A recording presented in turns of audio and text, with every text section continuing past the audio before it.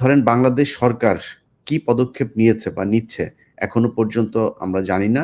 এটার সুস্পষ্ট একটা ব্যাখ্যা সরকারের পক্ষ থেকে আসতে হবে। প্রথমত হচ্ছে বাংলাদেশের মানুষ ভারতীয় টেলিভিশন চ্যানেল এই দেশে থাকুক এটা চায় না। এই দেশের মানুষের পারিবারিক যত বিশৃঙ্খলা তৈরির জন্য দায়ী হচ্ছে ভারতীয় এসব সিরিজ, ভারতীয় এসব টেলিভিশন চ্যানেল। এর বাইরেও যদি আপনি চিন্তা করেন, পৃথিবীর ভেতরে সবচাইতে বেশি প্রোপাগান্ডা ছড়ানোর মেশিন হচ্ছে এই ভারতীয় মিডিয়া। সেনাবাহিনীর প্রশ্নে কনক, ইলিয়াস, পিনাকির একটা কম্বাইন্ড একটা পজিশন আছে এবং আমাদের প্রত্যেকেরই ইন্ডিভিজুয়াল কিছু কনসার্ন আছে সেনাবাহিনীর প্রশ্নে। সেনাবাহিনীর প্রশ্নে না, এটা আমি বলবো যে সেনা প্রধান এবং টপ জেনারেলদের প্রশ্নে। তো এটা কি সেনাবাহিনীর তরফ থেকে এটা কি উচিত না যে একটা একটা আলোচনা মেডিয়েট করা? যে অনেক সময় হয় কি যে আমি যদি ইমাজিন করি তাহলে আমি ভুল জিনিস ইমাজিন করতে পারি, এমন হতে পারে, এমন কিন্তু হওয়ার সম্ভাবনা আছে যে সেনা প্রধান সম্পর্কে আমি, আপনি, কনক, ইলিয়াস আমরা যেটা ইমাজিন করছি যে এটা প্রভাবলি সে এরকম চাচ্ছে, সেটা নাও ঠিক হতে পারে। তো সেটা আমি কখন বুঝবো? যখন আমরা এনগেজ হব। হ্যাঁ, সো সেনাবাহিনীর বা সেনা প্রধানের আমাদের সাথে এনগেজ হইতে সমস্যা কোথায়? কথা বলতে প্রবলেম কোথায়? এটা একটা ওপেন ডায়ালগ হতে পারে। হ্যাঁ, আমরা কথা বলতে পারি, আমরা বলতে পারি যে দেখেন আমাদের আপনার বিষয়ে এই কনসার্ন আছে, আপনার অ্যান্সারটা কি? পিনাকি ভট্টাচার্য ওনার পরিবারের উপরেও নানান ধরনের নির্যাতন এগুলো করা হয়েছে। জনতা যখন রাস্তায় নামলো সেই সময় তারা একটা স্ট্রং পলিটিক্যাল পজিশন নিতে বাধ্য হলো বা নিতে সাহসী হয়ে উঠলো। এই জন্যই বলি যে আমরা আসলে, আমি কনক আর ইলিয়াস একসাথে চলে যাই আর কি দেশে, যে এই কাজটা করি আর কি, যে পলিটিক্যাল সাপোর্টটা রাজপথে তৈরি করি, সো দ্যাট প্রেসিডেন্টের সরকার একটু সাহস পায়। আসসালামু আলাইকুম দর্শক, শুভেচ্ছা নিন। আপনাদের সবাইকে স্বাগত জানাচ্ছি আজকের অনুষ্ঠানে। দর্শক, শিরোনাম দেখে বুঝতে পারছেন, আওয়ামী লীগের যে কার্যক্রম নিষিদ্ধ হয়েছে বিচার শেষ হওয়ার আগ পর্যন্ত, সেটি জুলাই পরবর্তী আরেকটি বড় একটি বিজয়, যে বিষয়টি নিয়ে দাবি করছিলেন 5ই আগস্টের পর থেকেই সবার মনেই দাবিটি ছিল, সবার মুখেও এই দাবিটি ছিল, কিন্তু অজানা কোনো কারণে এই বিষয়টি সামনে ওইভাবে কার্যকর হচ্ছিল না। সেটি একটি আনন্দের বিষয়, সেটি হচ্ছে আবারও একটি ঈদ মোবারকের ঘটনা। এবং রাষ্ট্র সংস্কারের পরবর্তী পদক্ষেপটি কোন জায়গায় এখন ছাত্র জনতাকে তাদের ভূমিকা রাখতে হবে, সেই বিষয়টি নিয়ে আমরা আজকে একটু কথা বলবো। আমার সঙ্গে যোগ দিচ্ছেন, আমি যদি পরিচয় করিয়ে দিই, ইতিমধ্যে আপনারা জানেন, আমি যদি পরিচয় করিয়ে দিই, আপনাদের অত্যন্ত প্রিয় মানুষ পিনাকি ভট্টাচার্য। আর কোনো বিশেষণের কিছু নাই, দাদা আপনাকে স্বাগত জানাচ্ছি। জি, আবারও ঈদ মোবারক। যোগ দিচ্ছেন, ঈদ মোবারক। যোগ দিচ্ছেন আপনাদের আরেক প্রিয় মানুষ সাংবাদিক ইলিয়াস হোসেন। ইলিয়াস, আপনাকে স্বাগত জানাই। ঈদ মোবারক। এবং আপনাদের আরেকজন প্রিয় মানুষ, আমার চ্যানেলের নিয়মিত অতিথি মেজর সুমন আহমেদ। সুমন ভাই, আপনাকে স্বাগত জানাচ্ছি। আসসালামু আলাইকুম, ঈদ মোবারক।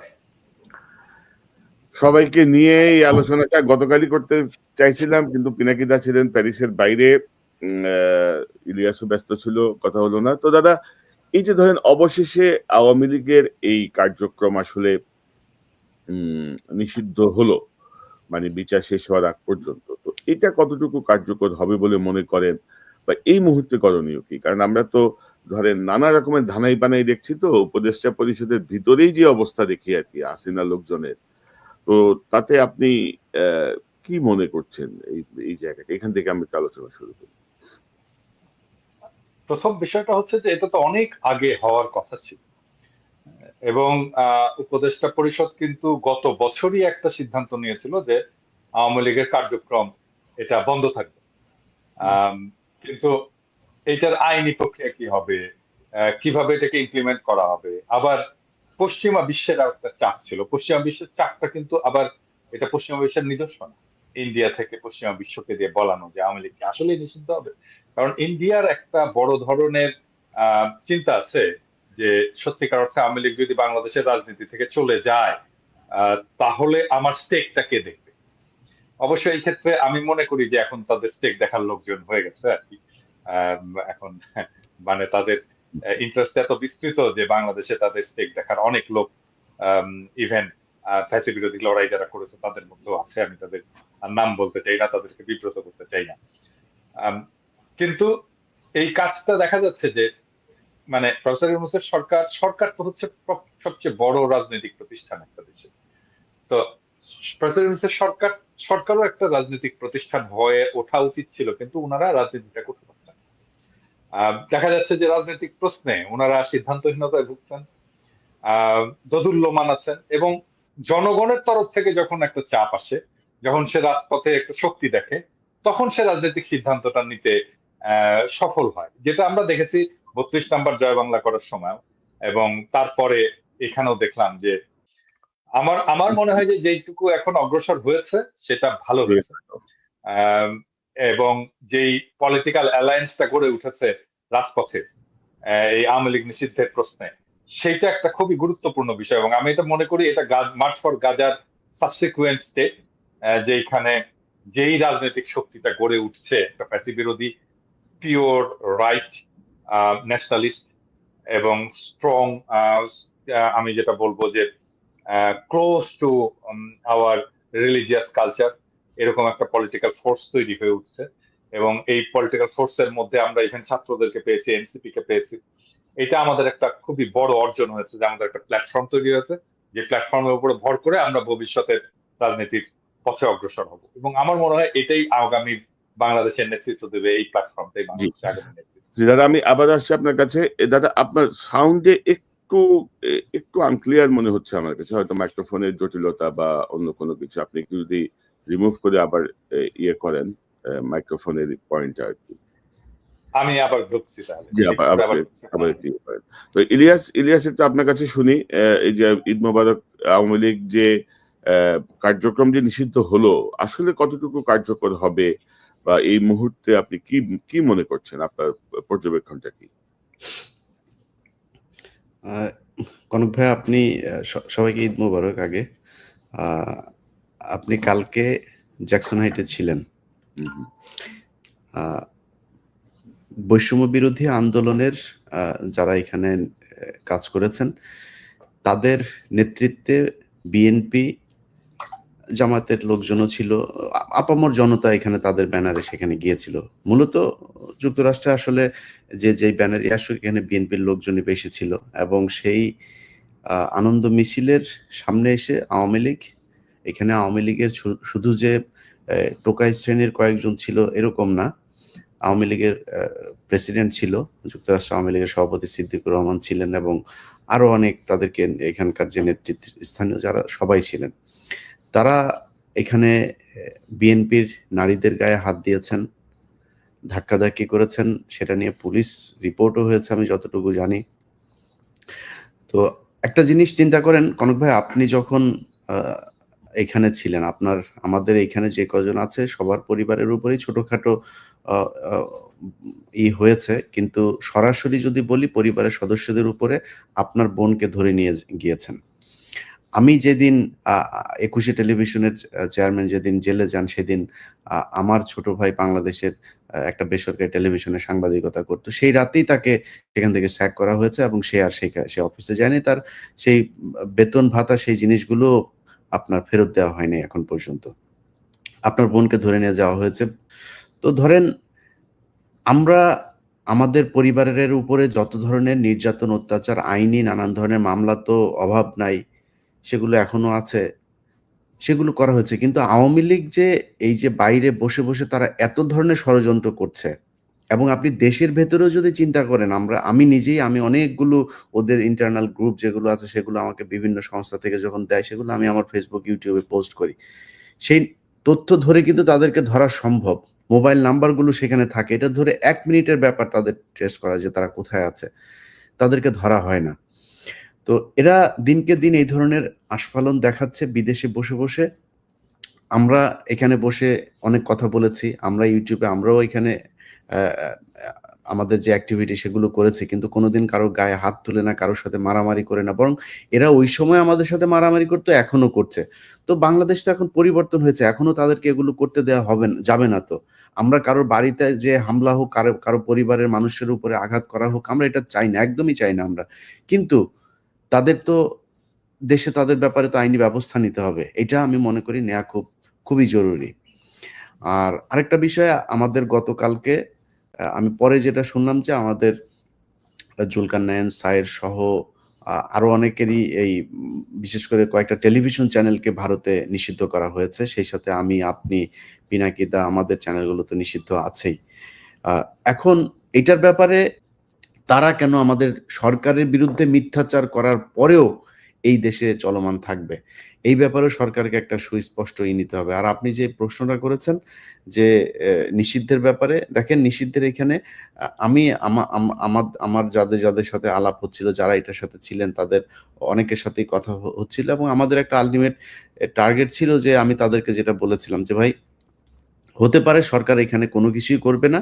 কিন্তু তারপরেও একটা মেসেজ সরকারকে দিতে হবে যে ভবিষ্যতে তারা যেন এই আওয়ামী লীগকে নিয়ে কোনো ধরনের নতুন করে নির্বাচনে আনা আওয়ামী লীগকে আ দ রাজনৈতিক কর্মসূচি পালন করতে দিতে হবে। আরেকটা অন্য ওই যে ওয়াকার যে ধরনের আওয়ামী লীগ আনতে চেয়েছে, রিফাইন আওয়ামী লীগ, এই ধরনের কথাবার্তা যেন বলতে না পারে, এই ধরনের একটা মেসেজ তাদেরকে দেয়া।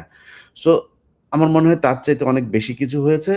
তারপরেও ধরেন যদি আপনি মনে করেন আওয়ামী লীগকে নিষিদ্ধের চিন্তা করা যায়, যে দাবিটা উঠেছিল সেটা করাতে সমস্যা কোথায় ছিল? অনেকেই আমাকে একজন বিএনপির খুব উচ্চ পর্যায়ের একজন নেতা বলছিলেন যে, "ইলিয়াস দেখো, এটা আমার মনে হয় আইনগতভাবে হলেই সবচাইতে ভালো হয়।" তা আমি বললাম, "মনে করেন শেখ হাসিনা ২ বছর পরে বাংলাদেশে ক্ষমতায় আসলো আবার। আপনি আইন না, মনে করেন জাতিসংঘের যদি রেজুলেশন দিয়েও যদি আপনি এটা করেন যে আওয়ামী লীগ নিষিদ্ধ, আপনি কি সেটাকে রাখতে পারবেন? তো আপনি এত আইন দেখাচ্ছেন কেন এখন? ইউনূস সরকার যে বর্তমান ক্ষমতায় এসছে সেটার জন্য কি কোনো আইন করা হয়েছিল নাকি? সংবিধান মেনে করা হয়েছে? সেনাপ্রধানের কোনো ক্ষমতা আছে কোনো কিছু করা, কাউকে ডেকে নিয়ে এইভাবে রাজনৈতিক কার্যক্রম করা? নাই তো। সবই তো বেআইনিভাবেই করা হয়েছে। তো এইটার জন্য শুধু আইনি পদক্ষেপ কেন লাগবে? চুপ্পুকে সরাইতে পারা যাবে না কেন? এখনো আওয়ামী লীগের যারা বিভিন্ন জায়গায় পুলিশ প্রশাসন এখন সবাই ত্যাগী। সবাই ত্যাগী, বিশাল ত্যাগী। অথচ তারা এখন আছে, ওসি আছে, যারা কিনা আওয়ামী লীগের সময় ২-৩ থানায় ওসি ছিলেন। আমি কালকে কয়েকজনের তালিকা পেলাম। তাদেরকে আবার ওসির পদে বসানো হয়েছে। তো একটা চক্র তারা এখনো চাচ্ছেন যে আওয়ামী লীগকে কোনো না কোনোভাবে মাঠে রাখবার, আওয়ামী লীগ যাতে কোনোভাবে, এখন তো বাংলাদেশের মানুষ তো ওই জায়গাতে নেই। যে কারণে পারছে না। ইনিয়ে বিনিয়ে নানানভাবে তারা চেষ্টা করছেন অন্তত তাদেরকে যেন নিষিদ্ধ না করে রাজনীতি করার একটা সুযোগ যাতে দেয়া হয়। এটাই হচ্ছে তাদের ইয়ে। তো আমি আমার এই জায়গায় আমার বক্তব্য খুব স্পষ্ট যে বাংলাদেশের মানুষ শেখ হাসিনা যতবার দাঁড়াতে যাবে ততবার তাকে শুইয়ে দেবে। আওয়ামী লীগকে বাংলাদেশের মানুষ গ্রহণ করার ওই জায়গাতে আর নাই। অতএব রাজনৈতিক দল সেটা জামায়াত হোক, বিএনপি হোক বা অন্য কোনো রাজনৈতিক দলই হোক। কালকে ওই যে কাউয়া কাদেরের আরেক ভার্সন এখন বাংলাদেশে আছে আপনার আ জাতীয় পার্টির কাদের। কাদের কালকে বলছে তারা কোন দলের এটাতে তারা মানে না, এটা তারা বিশ্বাস করে না। সো এই ধরনের কাদেরের কিন্তু ভিডিও আছে আমার কাছে, আগে থেকে বলে রাখলাম। কাদেরের কিন্তু বহু আগেই ভিডিও ছিল, তা ওরে নিয়ে আর আমি নাড়াচাড়া করি না, কারণ এটারে নিয়ে নাড়াচাড়া করার মতো জিনিস না। সো বেশি লাফালাফি করার দরকার নাই কাদের সাহেব। কাদের সহ বিএনপি, জামায়াত যারাই আওয়ামী লীগকে জায়গা দিতে চাবেন, বাংলাদেশের মানুষ তাদেরকে বরং আওয়ামী লীগের মতো নিষিদ্ধের জায়গায় নিয়ে যাবে। অঘোষিত নিষিদ্ধ হয়ে থাকবেন, মানুষের হৃদয়ে জায়গা পাবেন না। অতএব সিদ্ধান্ত আপনাদের। আপনারা জনগণের সাথে থাকবেন নাকি আওয়ামী লীগের সাথে থাকবেন, ভারতের সাথে থাকবেন। টোটালি আপনাদের উপরে। ধন্যবাদ ইলিয়াস। আসলে বিষয়টা হচ্ছে যে ধরেন নরমালি তো আমাদের রাজনৈতিক যে পরিবর্তন, বিশেষত আমরা ৯০ পরবর্তীতে দেখছিলাম যে একটা দল আসে, একটা দল যায়। ৫ বছর পর পর মানুষ তাদের মতো করে সিদ্ধান্ত নেয় কাকে রাখবে, কাকে সরাবে। তো এবার আসলে আওয়ামী লীগ যেভাবে গণহত্যা করেছে, যেভাবে গুম খুনের সঙ্গে যুক্ত ছিল ১৬টা বছর, এরপর আওয়ামী লীগকে সাপোর্ট করার কোনো কারণ নাই। দাদা একটু কথা বলেন, একটু দেখি আপনার সাউন্ডের কি অবস্থা? হ্যাঁ, সাউন্ড শোনা যাচ্ছে এবার? এখন বেটার, এখন অনেক বেটার আগের চেয়ে। তো সুমন ভাই আপনার কাছে একটু আসি। আপনি যুক্ত ছিলেন সেই জুলাই আন্দোলনের আগে থেকেই, আপনি বিষয়গুলো খুব মনিটর করছিলেন। আপনি নিজেও এখানে যোগ দিয়েছেন, আপনি যুক্ত ছিলেন। পাশাপাশি আপনি হচ্ছেন বিডিআর হত্যাকাণ্ডের ঘটনার একজন ভিকটিম। আপনি নির্যাতিত। তো সবকিছু মিলিয়ে এই যে আওয়ামী লীগের এই যে আপনার পিনাকিদার ভাষায় জয় বাংলা হয়ে যাওয়া, মানে জয় বাংলা হয়ে যাওয়ার পথে আছে আরকি। তো কিভাবে দেখছেন এই যে নিষেধাজ্ঞা, কার্যক্রমের উপর যে নিষেধাজ্ঞা, এটি আপনার দৃষ্টিতে আপনি কি মনে করেন? ভাই, প্রথমে আপনাদেরকে কংগ্রাচুলেট করি, কংগ্রাচুলেশনস। আপনারা তিনজন, ভারত মোদি আপনাদেরকে নিষিদ্ধ করছে। এটা একটা বড় অ্যাওয়ার্ড, অ্যাচিভমেন্ট। কিন্তু যদিও ওর কাছ থেকে অ্যাওয়ার্ড পাওয়ার জন্য আমরা বসে নাই, বাট ওই যে বলা হয় না যে ইন্ডিয়া যারা শত্রু মনে করে সে হচ্ছে আমাদের সব থেকে বড় বন্ধু। তো আলহামদুলিল্লাহ, কংগ্রাচুলেশনস ওয়ান্স এগেইন। এখন একটা প্যাটার্ন একটু দেখেন। আওয়ামী লীগ নিষিদ্ধ হয়েছে, দাদা জয় বাংলার কথা বললো, বাট প্যাটার্নটা কি?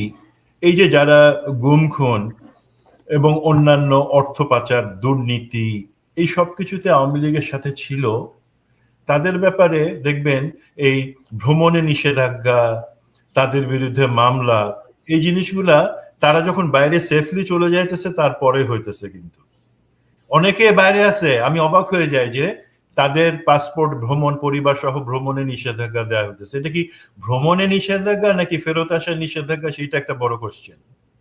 আমরা এটাও জানি যে পতিতা হাসিনাকে যদিও বলা হয় পালায় গেছে, বাট তাকে অ্যাকচুয়ালি অর্কেস্ট্রেটেড ওয়েতে সেফলি একটা এক্সিট দেওয়া হয়েছে।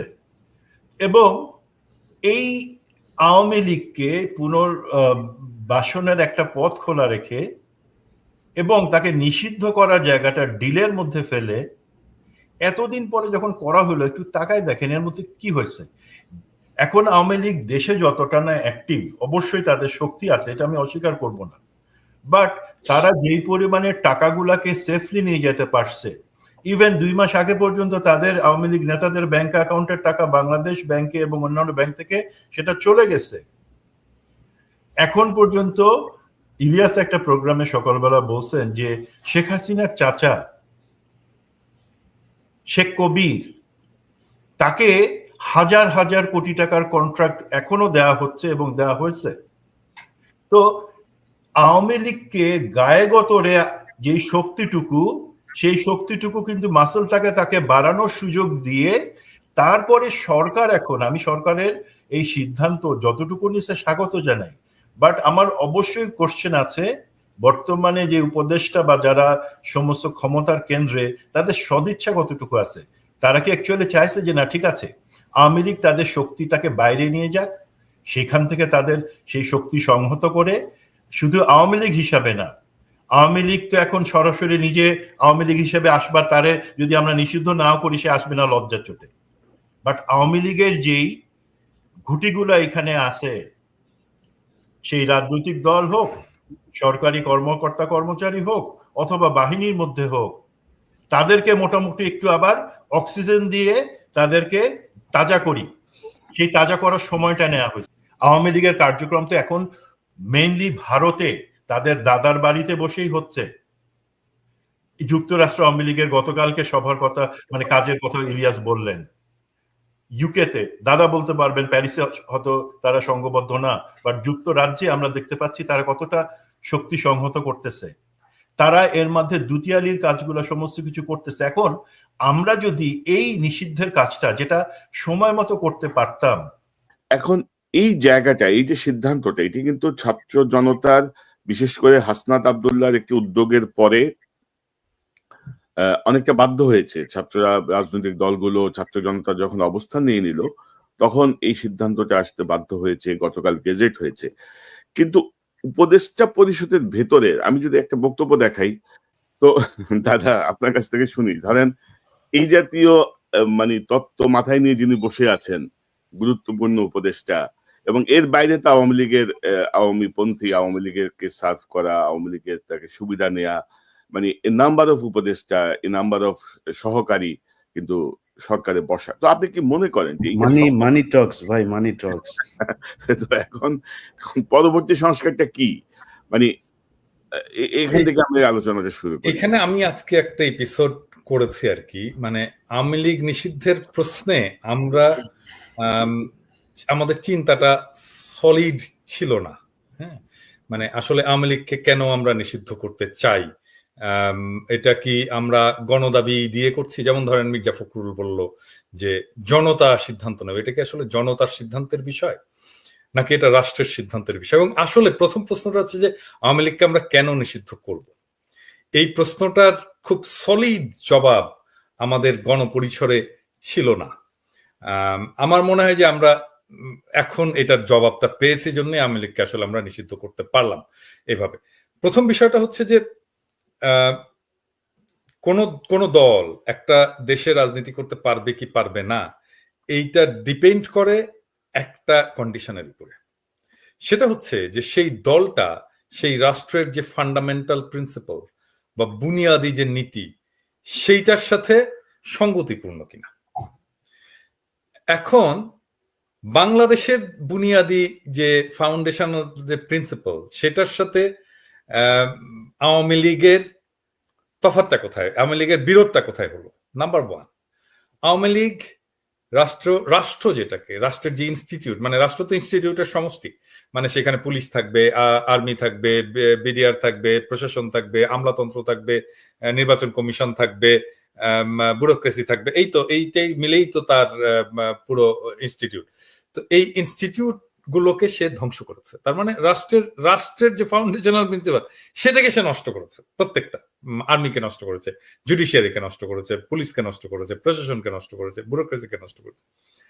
Number one. নাম্বার টু, রাষ্ট্রের কাজ হচ্ছে নাগরিককে সুরক্ষা দেওয়া।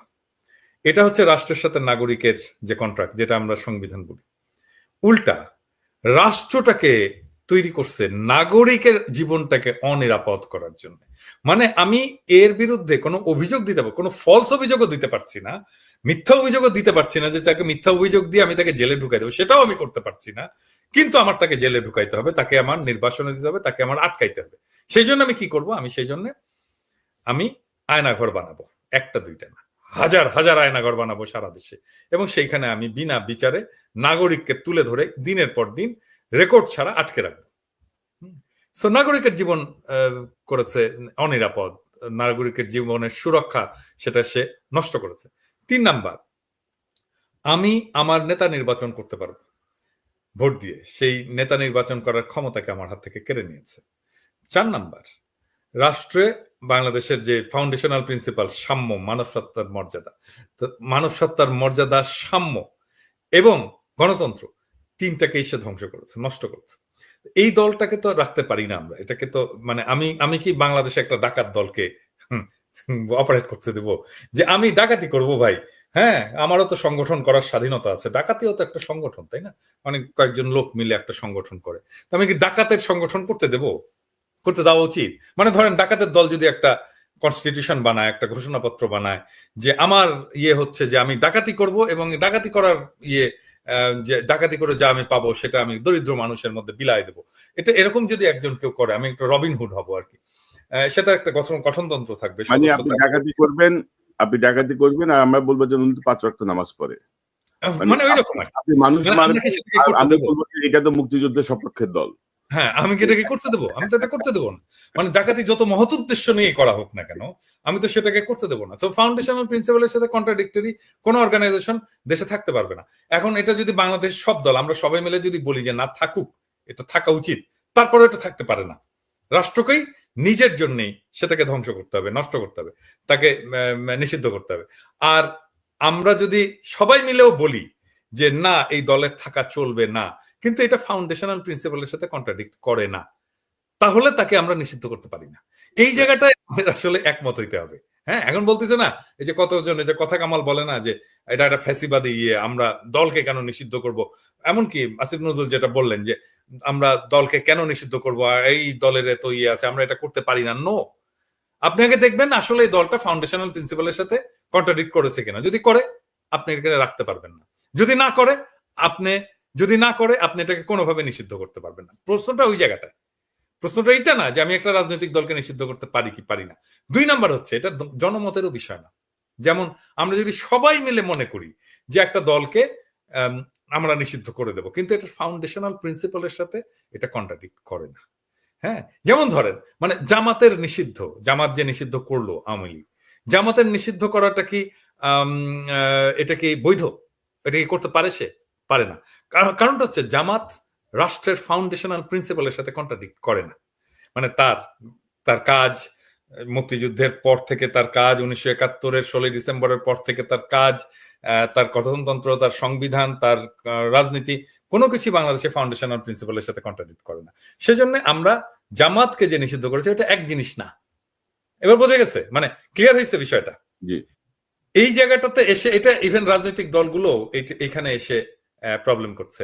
আসিফ নজরুল যেটা বললেন সেটাও, আসিফ নজরুল ইভেন এখন পর্যন্ত ওনার ধারণাটা ক্লিয়ার না, কারণ কয়েকদিন আগে উনি বলছিলেন যে সব রাজনৈতিক দল যদি চায় তাহলে আওয়ামী লীগ নিষিদ্ধ হইতে পারে। এখন যদি সব রাজনৈতিক দল চাইলো, এবং আমরা দেখলাম যে আওয়ামী লীগ বাংলাদেশের ফাউন্ডেশনাল প্রিন্সিপালের সাথে কন্ট্রাডিক্ট করে না, তাইলে কি আমরা নিষিদ্ধ করে দেবো? করবো না তো। হ্যাঁ, প্রশ্নটা হচ্ছে আওয়ামী লীগকে নিষিদ্ধ হতে হয়েছে কারণ আওয়ামী লীগ বাংলাদেশের ফাউন্ডেশনাল প্রিন্সিপালের সাথে কন্ট্রাডিক্ট করে, এটা থাকতে পারে না। মানে এই বিষয়টা একটু স্পষ্ট হওয়া দরকার যে এখানে আবেগের বশে কোনো কাজ হচ্ছে না। এখানে যা হচ্ছে সবকিছু যুক্তিবদ্ধভাবেই আমরা কথাগুলো বলছি, আমরা এই দাবিগুলো করছি। এবং ধরেন যে একটা সময় তো 2009 পর্যন্তই নির্বাচনের আগে বিএনপি থেকে আওয়ামী লীগে যোগ দিছে, আওয়ামী লীগ থেকে বিএনপিতে যোগ দিছে, জামাত থেকে যোগ দিছে, জামাতে গেছে। তো এগুলো নিয়ে কিন্তু কেউ কখনো প্রশ্ন তোলে নাই যে না দিতে পারবে না, এটা হবে না। কিন্তু এবারের প্রেক্ষাপটটা সম্পূর্ণ ভিন্ন একটা প্রেক্ষাপট। এই প্রেক্ষাপটে আমরা আওয়ামী লীগকে সমর্থন করা মানে মানবতা বিরোধী অপরাধকে সমর্থন করা, মানুষের বিরুদ্ধে যে অবস্থান আওয়ামী লীগের ছিল গত 15 বছরে সেটাকে মেনে নেয়া। দুঃখিত। তবে এই যে সেটাই না কনক, আর একটা গুরুত্বপূর্ণ বিষয় হচ্ছে বাংলাদেশ তো রাষ্ট্র হিসেবে এক্সিস্ট করতেছিল না। মানে বাংলাদেশ যে একটা রাষ্ট্র, মানে বাংলাদেশের একজনকে ধরে নিয়ে যায়, সেইখানে ডিজিএফ এর অফিসের মধ্যে তাকে ইন্টারোগেট করে, এটা কল্পনা করা যায়? হ্যাঁ, মানে মানে তাহলে রাষ্ট্র কোথায়? তাহলে বাংলাদেশ রাষ্ট্র নাই আসলে। হ্যাঁ, বাংলাদেশ রাষ্ট্র ভারতের একটা ছায়া অধিকৃত জনপদ হয়ে গেছিল। হ্যাঁ, যা খুশি তাই করতে পারতেছে তারা, ইন্ডিয়া বাংলাদেশের মধ্যে যা খুশি তাই। এমনকি এসে বলতেছে যে রাজনৈতিক দলগুলো বলতেছে তুমি নির্বাচনে যাও, তোমাকে নির্বাচনে যেতে হবে, তাছাড়া জামাত বিএনপি ক্ষমতায় চলে আসবে। হ্যাঁ, এটা এসে ভারতের পররাষ্ট্র সচিব এসে বলতেছে বাংলাদেশের একজন রাজনৈতিক দলের প্রেসিডেন্টকে। হ্যাঁ, তো তাহলে বাংলাদেশের রাষ্ট্র হিসেবে এক্সিস্ট করতেছিল, পুরো রাষ্ট্রটাকে ধ্বংস করে ফেলছিল। এবং আপনি যেটি বলছিলেন, মেজর সুমন আহমেদ কিন্তু বিডিআর এর ঘটনার পর প্রথম ব্যক্তি যিনি ডিজিএফআই নির্যাতনের শিকার হন এবং রয়ের দ্বারা ইন্টারোগেটেড হন আর কি, প্রথম ব্যক্তি। আচ্ছা, র কি বলেছিল, পরিচয় দিয়েছিল যে আমি থেকে নাকি না, এটা আপনি বলছিলেন, বুঝছেন? সুমন ভাই আপনার আনমিউট করেন, সুমন ভাই আপনি আনমিউট করেন। জি, ইন্টারোগেশনের যেই পর্যায়টাতে আমি দেখতেছিলাম কন্টিনিউয়াসলি ইংলিশে কথা বলতেছে, বাকি যারা ওই ইমরান ইবনে রউফ আর রাশিদুল আলম দুইজন, একজন পলাতক আর একজন এখনো বিজেপিতে আছে, তারা বাংলায় কথা বলতেছে, আর বাকি দুইজন যাদেরকে আমি কাউকে দেখতে পাচ্ছি না, তারা ইংলিশ, এবং বাট আমি একটু বুদ্ধি করে বাংলাতে রিপ্লাই গুলা দিচ্ছিলাম। তখন দেখা গেল পজ, মানে আমি বাংলায় বলতেছি ওরা তো বুঝতে পারতেছে না। তখন ডিজিএফ এর যে ডেস্ক অফিসার সে সেগুলোকে সম্ভবত ইন্টারপ্রেট করে দিতেছিল, ওই জন্য পজ আসতেছিল। আর আপনি তো দাদা ইন্ডিয়ানদের যে অশুদ্ধ ইংলিশ ডডা করে, সেটা আমরা সবাই অভ্যস্ত। তো ওই দুইজন তারা ভারতীয় ছিল, র বা যে কোনো এজেন্সি, তারা ভারতীয় ছিল। কেউ পরিচয় দেয় না এবং পরিচয় দিবেও না, তো তারা ওই সাহস তাদের নাই। মানে ওটা ওই 2009 এর ওই ঘটনা। আচ্ছা, এখন ওই যে যিনি ইন্টারভিউ করেছিলেন পরিচয় দিয়ে বাংলাদেশের যে বিজিবি, যে ডিজিএফআই, মানে এখন বিজিবিতে আছে আপনি বললেন, এখনো সে সার্ভিসে? হ্যাঁ, এখনো সে সার্ভিসে। সে কিন্তু ডিজিএফআই তে ছিল না, সে কিন্তু আরেকটা ইউনিটে, সেও আমাদের সাথে একই সাথে পিলখানার ভিতরে ঢুকলো। বাট এবং রাশিদুল আলম সেও তখন কিন্তু ডিজিএফআই পোস্টিং এ ছিল না। এই যে অতি উৎসাহী লোক যারা মনে করে যে আওয়ামী লীগকে রাখবার এবং বাঁচানোর জন্য তাদেরকে জানপ্রাণ দিতে হবে, তারা সমস্ত কোড এবং আইন ভঙ্গ করে অতি উৎসাহিত হয়ে সেখানে আমাকে ইন্টারোগেট করছে। তো তার মধ্যে রাশিদুল আলম, সে জানে যে সে কতগুলো পাপের সাথে সংশ্লিষ্ট এবং আমি যে তাকে এক্সপোজ করবই, তো সে কিন্তু পালায় চলে গেছে, এখন সম্ভবত ইউএই বা কোথাও আছে। ইমরান ইবনে রউফ সে কিন্তু এখনো আছে বিজেপিতে কর্নেল হিসাবে, মাঝে মাঝে একটু ছবি টবি চেহারা দেখায়। সে এটা আমার সাথে হয়েছে সেটা না, হেফাজতের সেই কিলিং এ, আমরা বলবো শাপলা চত্বরের কিলিং এ, সে তো জিয়াউল আহসানের সাথে সরাসরি যুক্ত, কতজনকে খুন করেছে, 7 খুনের মামলা, 7 খুন। তো আমরা তাকে অ্যাকাউন্টেবল করি না কেন? এখন। আপনারা তো চেষ্টা করতেছেন, ইলিয়াস চেষ্টা করেছে, কনক এই জিনিসগুলোকে উঠাচ্ছে। এখন অ্যাকাউন্টেবল করার পরে দিন শেষে সিদ্ধান্তটা নেওয়া তো আমি আপনি নিতে পারতেছি না। যারা আপনি কি মনে করতেছেন দাদা যে এইখানে সব চেঞ্জ হয়ে গেছে, হাসিনা চলে যাওয়ার সাথে সাথে হাসিনার রাখা লোকগুলা চলে গেছে? না না, হাসিনা রাখা লোকগুলো আছে এবং তারা তাদের হাসিনার সময় রাখা লোকগুলো আছে, হাসিনা রাখা লোকগুলো আছে, বাট এটা স্টিল এটাও আমাদেরকে অ্যাকনলেজ করতে হবে যে বাংলাদেশে একটা খুব কনসিডারেবল ফর্মিডেবল সিভিল ফোর্স তৈরি হয়েছে, হ্যাঁ, যেটাকে উপেক্ষা করা খুব সহজ। এবং তারা উপেক্ষা করতে, সেখানে কিন্তু তাদের হাসিনার সময় যে জিনিসটা হচ্ছিল, হাসিনা 14 দাদা সিভিল ফোর্স তো আর ক্যান্টনমেন্টের ভিতরে ঢুকতে পারে না, সমস্যা হচ্ছে এটা।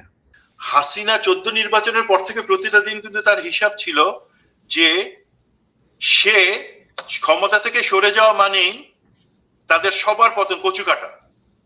তো সেই একই অবস্থা হয়ে গেছে, কিন্তু হাসিনা যাদেরকে সেট আপ করে রেখে গেছে, যে স্ক্রিপ্ট লিখে গেছে এখানে যে তোমরা এইভাবে চলবা, তারাও জানে যে তাদের একজনও যদি সরে যায় তাদের শক্তি ক্ষয় এবং তারা উইক হয়ে যাবে। তো সেই জায়গা থেকে আমি মনে করি আমরা চাবো, বাট এটা এক্সপেক্ট করা খুব মানে স্বাভাবিক না যে তারা তাদের ভুল বুঝতে পেরে তাদের খারাপ লোকগুলাকে সবাইকে সরাই দিবে বা তারা ভালো হয়ে যাবে, অজু করে তারা শুদ্ধ হয়ে যাবে।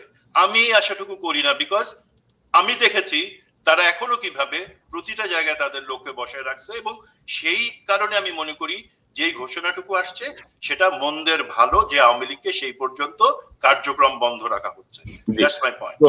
তো এই পিনাকিটা ধরেন, আমরা যে রাশিদুজ্জামান, ব্রিগেডিয়ার রাশিদ যে সরাসরি নির্যাতন করছিল, আমরা অনেকবার আলোচনা করছি, সুমন ভাই ক্লেম করছে তাকে সাম্প্রতিক সময়ে যে আপনার হজ করার নামে পারমিশন দিয়ে মক্কা থেকে সে কানাডা চলে গেছে, যতটুকু আমরা জানি। ইমরান ইবনে রউফ এখনো বহাল। তো আমি যেটা বলতে চাচ্ছি, তাহলে আমার পরবর্তী সংস্কারটা কি রাষ্ট্রের? ধরেন কথা প্রসঙ্গে চলে আসলো, এখন ধরেন আর্মি ব্যাপারে আমরা অনেক রকমের বিষয় আমরা দেখছি, এবং ধরেন বিপ্লব পরবর্তী সময়েও সেনাপ্রধান চাচ্ছেন যে রিফাইন্ড আওয়ামী লীগ তৈরি করতে। যারা বিপ্লবের সঙ্গে সরাসরি যুক্ত তাদেরকে ডেকে তিনি সেই প্রস্তাব দিচ্ছেন যে আওয়ামী লীগকে বাদ দেওয়া যাবে না, একটা রিফাইন্ড আওয়ামী লীগ করতে হবে। তিনি অনেকটা হুমকির মতো কথা বলছেন। ডক্টর ইউনূসের সঙ্গে একটি দূরত্ব তার বডি ল্যাঙ্গুয়েজ থেকে আমরা বুঝতে পারি যে, এবং আসিফ মাহমুদের কথা থেকে আমরা বুঝতে পারি যে তিনি বুকে পাথর চাপা যে দিয়েছিলেন ইউনূসকে মেনে নেওয়ার জন্য, সে পাথর এখনো বুক থেকে উঠে নাই ওনার। তো এখন পরবর্তী সংস্কারটা কি, আমরা কোন দিকে যাব? দাদা শুরু করবেন না ইলিয়াস? আমি একটু বলতে চাই, আমি ইয়ে নিয়ে বলতে চাই, যেহেতু আমরা সবাই এখানে আছি, আমার আজকেও একজন খুব গুরুত্বপূর্ণ একজন উপদেষ্টার সাথে কথা হলো দীর্ঘ সময়, 40 মিনিট। তো আমি ওইখানে কয়েকটা জিনিস বললাম আর কি, আমি বলে রাখি। আমি বললাম যে দেখেন, আপনাদের সরকার তো রাজনৈতিক সরকার না, আপনাদের কারোই রাজনীতি করার কোনো অভিজ্ঞতা ছিল না, কিন্তু সরকার হচ্ছে একটা পলিটিক্যাল ইনস্টিটিউট। বাংলাদেশের সবচেয়ে বড়, সবচেয়ে প্রধান এবং সবচেয়ে ক্রুশিয়াল পলিটিক্যাল ইনস্টিটিউট হচ্ছে বাংলাদেশ সরকার, এবং আপনারা এই সরকারটা চালাচ্ছেন, কিন্তু আপনারা কেউই পলিটিক্যাল না। এবং এর কারণে আপনাদের যে পলিটিক্যাল ভ্যাকাম, সেই পলিটিক্যাল ভ্যাকামটাকে পূরণ করতে হয় অ্যাক্টিভিস্টদেরকে। এবং আমি খুব ক্যাটেগরিক্যালি নাম ধরে বলছি যে দেখেন, আপনার সরকারের পেছনে একটা বড় ধরনের people's mobilisation, people's support mobilise করেছে 3 জন মানুষ, আপনারা মানেন বা না মানেন, পিনাকি, ইলিয়াস আর কনক সারোয়ার। হ্যাঁ, তো আমি ওনাকে বললাম যে আচ্ছা দেখেন, এই যে প্রফেসর ইউনূস কাতারে গেলেন, কাতারে যে কথা বললেন, ডায়াসপোরার সাথে কথা বললেন, তো কিছু সময় কাটালেন, তো প্রফেসর ইউনূসের কি মনে হয় না যে পিনাকি, ইলিয়াস, কনক সারোয়ারের সাথে একটু বসে কথা বলি, ওরা কি ইয়ে করে? কেন মনে হইলো না 9 মাসে? মানে আমরা কি কামলা, যে আমরা কামলা দিয়ে যাব সারাক্ষণ? আমরা তো কামলা না। হ্যাঁ, এবং সেই কারণে ওনারা একের পর এক মিস্টেক করছে, এবং যখন দেখে যে জনগণ মাঠে নামছে, রাস্তায় আছে, পিপলস সাপোর্ট আছে, তখন ওনারা একটা সাহসী পদক্ষেপ নিতে পারে। কিন্তু ওনারা প্রোঅ্যাক্টিভ হয়ে কখনোই পিপলস ভয়েস যারা রেইজ করে তাদের সাথে এনগেজ হওয়ার প্রয়োজনীয়তাটা মনে করে না, বোধ করে না। উপদেষ্টারা হয়তো করে, কিন্তু এটা প্রফেসর ইউনূসকে করতে হবে, এটা আমি মনে করি, এবং এটা করা উচিত। এবং এটা যদি উনি না করেন, তাহলে এটার সাফারার হবেন উনি নিজেই, আর কেউ না। এখন দেখেন, ওনারা ঐক্যমত কমিশন করলেন, তাই না? আমি এটা নিয়ে অনেকবার বলছি এবং ওনারা আসছেন, আলী রিয়াজকে দিচ্ছেন, আর আলী রিয়াজ পলিটিক্স করছেন এক সময়, হ্যাঁ, কিন্তু পলিটিক্যাল পার্টিগুলোর সাথে কিভাবে মিডিয়েট করতে হয় এই স্কিলটা ওনার নাই। হ্যাঁ, ওখানে নিয়ে মনির হায়দারকে বসাইছে, তারও নাই। হ্যাঁ, তো ধরেন আমরা চাচ্ছি যে এই ছোট ছোট ছোট ছোট ছোট ছোট জিনিস। আমার বিএনপির একজন খুব গুরুত্বপূর্ণ নেতার সাথে কথা হইল, উনি বলতেছেন যে এই যে দেখেন, মানে অনেকে মনে করে যে বিএনপির সাথে আমার অনেক গ্যাপ এবং বিএনপির সাথে আমার খুব সারাক্ষণ মারপিট চলে, তা কিন্তু না। মানে বিএনপির ধরেন গুরুত্বপূর্ণ নেতারাও মাঝে মাঝে ফোন করেন, পরামর্শ নেন, কথা বলেন, এক্সচেঞ্জ করেন, এবং ওনাদের সাথে যখন কথা হয় আমার, তখন কিন্তু আমার কোনো আর্গুমেন্টকে ওনারা ফেলে দেন না, ওনারা অ্যাকসেপ্ট করেন, গ্রহণ করেন, সিরিয়াসলি নেন। ধরেন আমি বললাম যে দেখেন, এই যে ঐক্যমত কথাটা হচ্ছে, এটাই আমাদের পরবর্তী, আমাকে বলছে সংস্কার কি, মানে এই যে ধরেন 18 বছর কি 16 বছরের নাকি 17 বছর ভোটের সময়, এটা কি সংস্কারের একটা গুরুত্বপূর্ণ? আমি বললাম এটা সংস্কারের গুরুত্বপূর্ণ কোনো এলিমেন্ট না। আমি যে সংস্কারটা চাই সেটা আপনিও চান, কিন্তু আসলে আমরা বলতে পারতেছি না, বিএনপির ল্যাঙ্গুয়েজে বলতে পারতেছি না। সেই জন্য বিএনপি মাঝে মাঝে এদিকে সরে যাচ্ছে, ওইদিকে সরে যাচ্ছে, এদিকে যাচ্ছে, ওদিকে যাচ্ছে, মনে করতেছে, সন্দেহ করতেছে। আমি বলছি যে দেখেন, আমাদের সংস্কারগুলো কি কি হইতে হবে। আমি খুব সিম্পল, এই 2 দিন আগে আমার এই কানে গেলাম, এখানে বিএনপির ছেলে পেলে, ইয়াং ছেলে পেলে, সব ব্রাইট ছেলে পেলে, অনেক কাজ করে, কানে কাজ করে। তো হঠাৎ করে আমাকে দেখছে রাস্তায় আর কি, তারপরে দেখে এসে দৌড়ে এসে ধরছে বেশ কয়েকজন, মানে 10-12 জন। হ্যাঁ, তো এসে বলতেছে যে দাদা এরকম আমরা বিএনপি করি, আমরা আপনার ইয়ে শুনি, কিন্তু মাঝে মাঝে বিএনপির খুব রাগ হয় আমাদের। তা আমি বললাম যে আমারও তো হয়, হ্যাঁ, বিএনপি আমাদের রাজপথের এলাই ছিল, আমারও তো রাগ হয়। আমি ওদেরকেই বললাম, ওদের সাথে আলাপ করেই কিন্তু কথা বলতেছি, কথা বলতে বলতে বলতে বলতে ওই জিনিসগুলো চিন্তা করো। আমি বললাম যে দেখেন, আমি যে সংস্কারটা চাই, এটা আমি আপনাকে বলি, এটা বিএনপিও মানবে, কিন্তু এটা বিএনপিকে বলা হচ্ছে না এইভাবে। প্রথম জিনিস, ধরেন আমরা 2024 সালের নির্বাচনটাকে আমরা অবৈধ ঘোষণা করব, হ্যাঁ, তাতে কি হবে?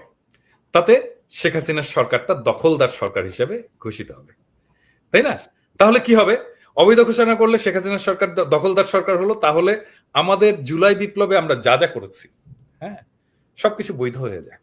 এবং আমরা একটা দখলদার বাহিনীর সাথে ফাইট করেছি, তাহলে কি আওয়ামী লীগ বলেন, এই বলেন, কথা কামাল বলেন, ওটা সেটা, এই যে বিএনপির ফজলুর রহমান ইত্যাদি ইত্যাদি, যারা তারা যেটা বলতেছে যে পুলিশ হত্যা, অমুক তমুক, নবনীতা বলতেছে না, সবকিছু থেকে আমরা ইমিউন হয়ে যাই।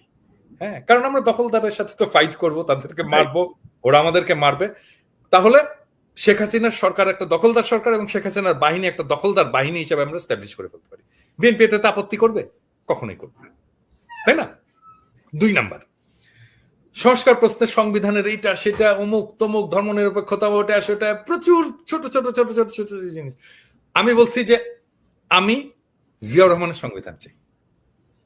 জিয়াউর রহমান যেটা ক্ষমতা এসে এনাক্ট করছিলেন, আমি ওই সংবিধান চাই। মানে দেখেন, এটাতে আমার আমার আমার চাওয়াটাও হয়ে যায়, কারণ আমি তো প্রেসিডেন্সিয়াল সিস্টেমের পক্ষের লোক। হ্যাঁ, সো আমি যদি প্রেসিডেন্সিয়াল সিস্টেমটাকে এনাক্ট করতে চাই, আবার ফিরে আনতে চাই, তাহলে জিয়াউর রহমানের সংবিধানটাই ফ্যান্টাস্টিক।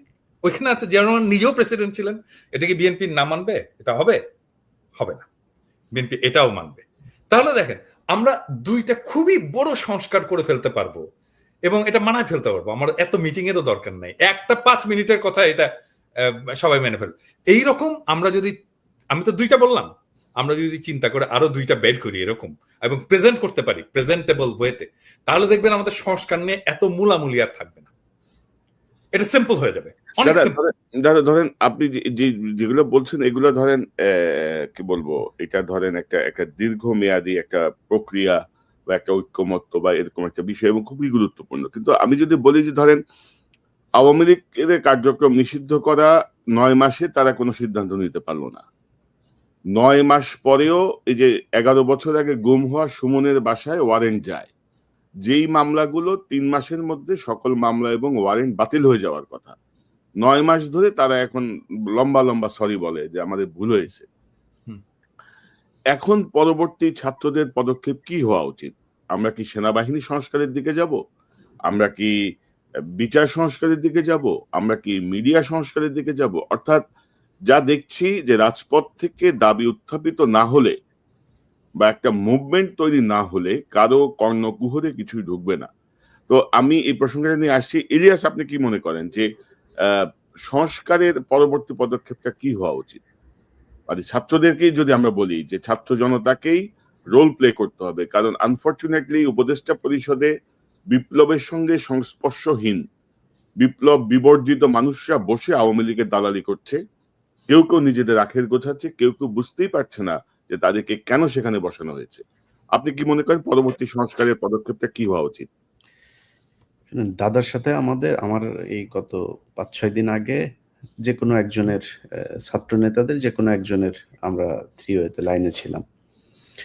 তো তার কাছে যেটা আমরা শুনলাম যে ছাত্ররা আসিফ নজরুলের ব্যাপারে ডক্টর ইউনূসকে জানিয়েছেন যে ডক্টর ইউনূস যেন আসিফ নজরুলের কোনো বক্তব্য ছাত্রদের বক্তব্য মনে না করেন, এটা তাকে নিশ্চিত করে দিয়ে এসেছেন এবং এই ব্যাপারে তাকে সতর্ক করে দিয়ে এসেছেন যে স্যার, আসিফ নজরুলকে আমরা মানি না, তিনি আমাদের বিরুদ্ধে কাজ করছেন, এটা বলে এসেছেন। এখন ধরেন আমি 2024 সালের আগস্টের পরপরই আমি আসিফ নজরুলের ব্যাপারে বলেছিলাম, কারণ আমার কাছে যে তথ্য ছিল, যাদের কাছে যা যা ব্যাপারে কথা হতো, তাদের সাথে যেটা পরিষ্কার হয়েছিলাম যে আসিফ নজরুল এখানে আওয়ামী লীগের একটা রিপ্রেজেন্টেটিভ হিসেবে, ভারতের একটা রিপ্রেজেন্টেটিভ হিসেবে প্রথম আলো তাকে এখানে বসিয়েছে।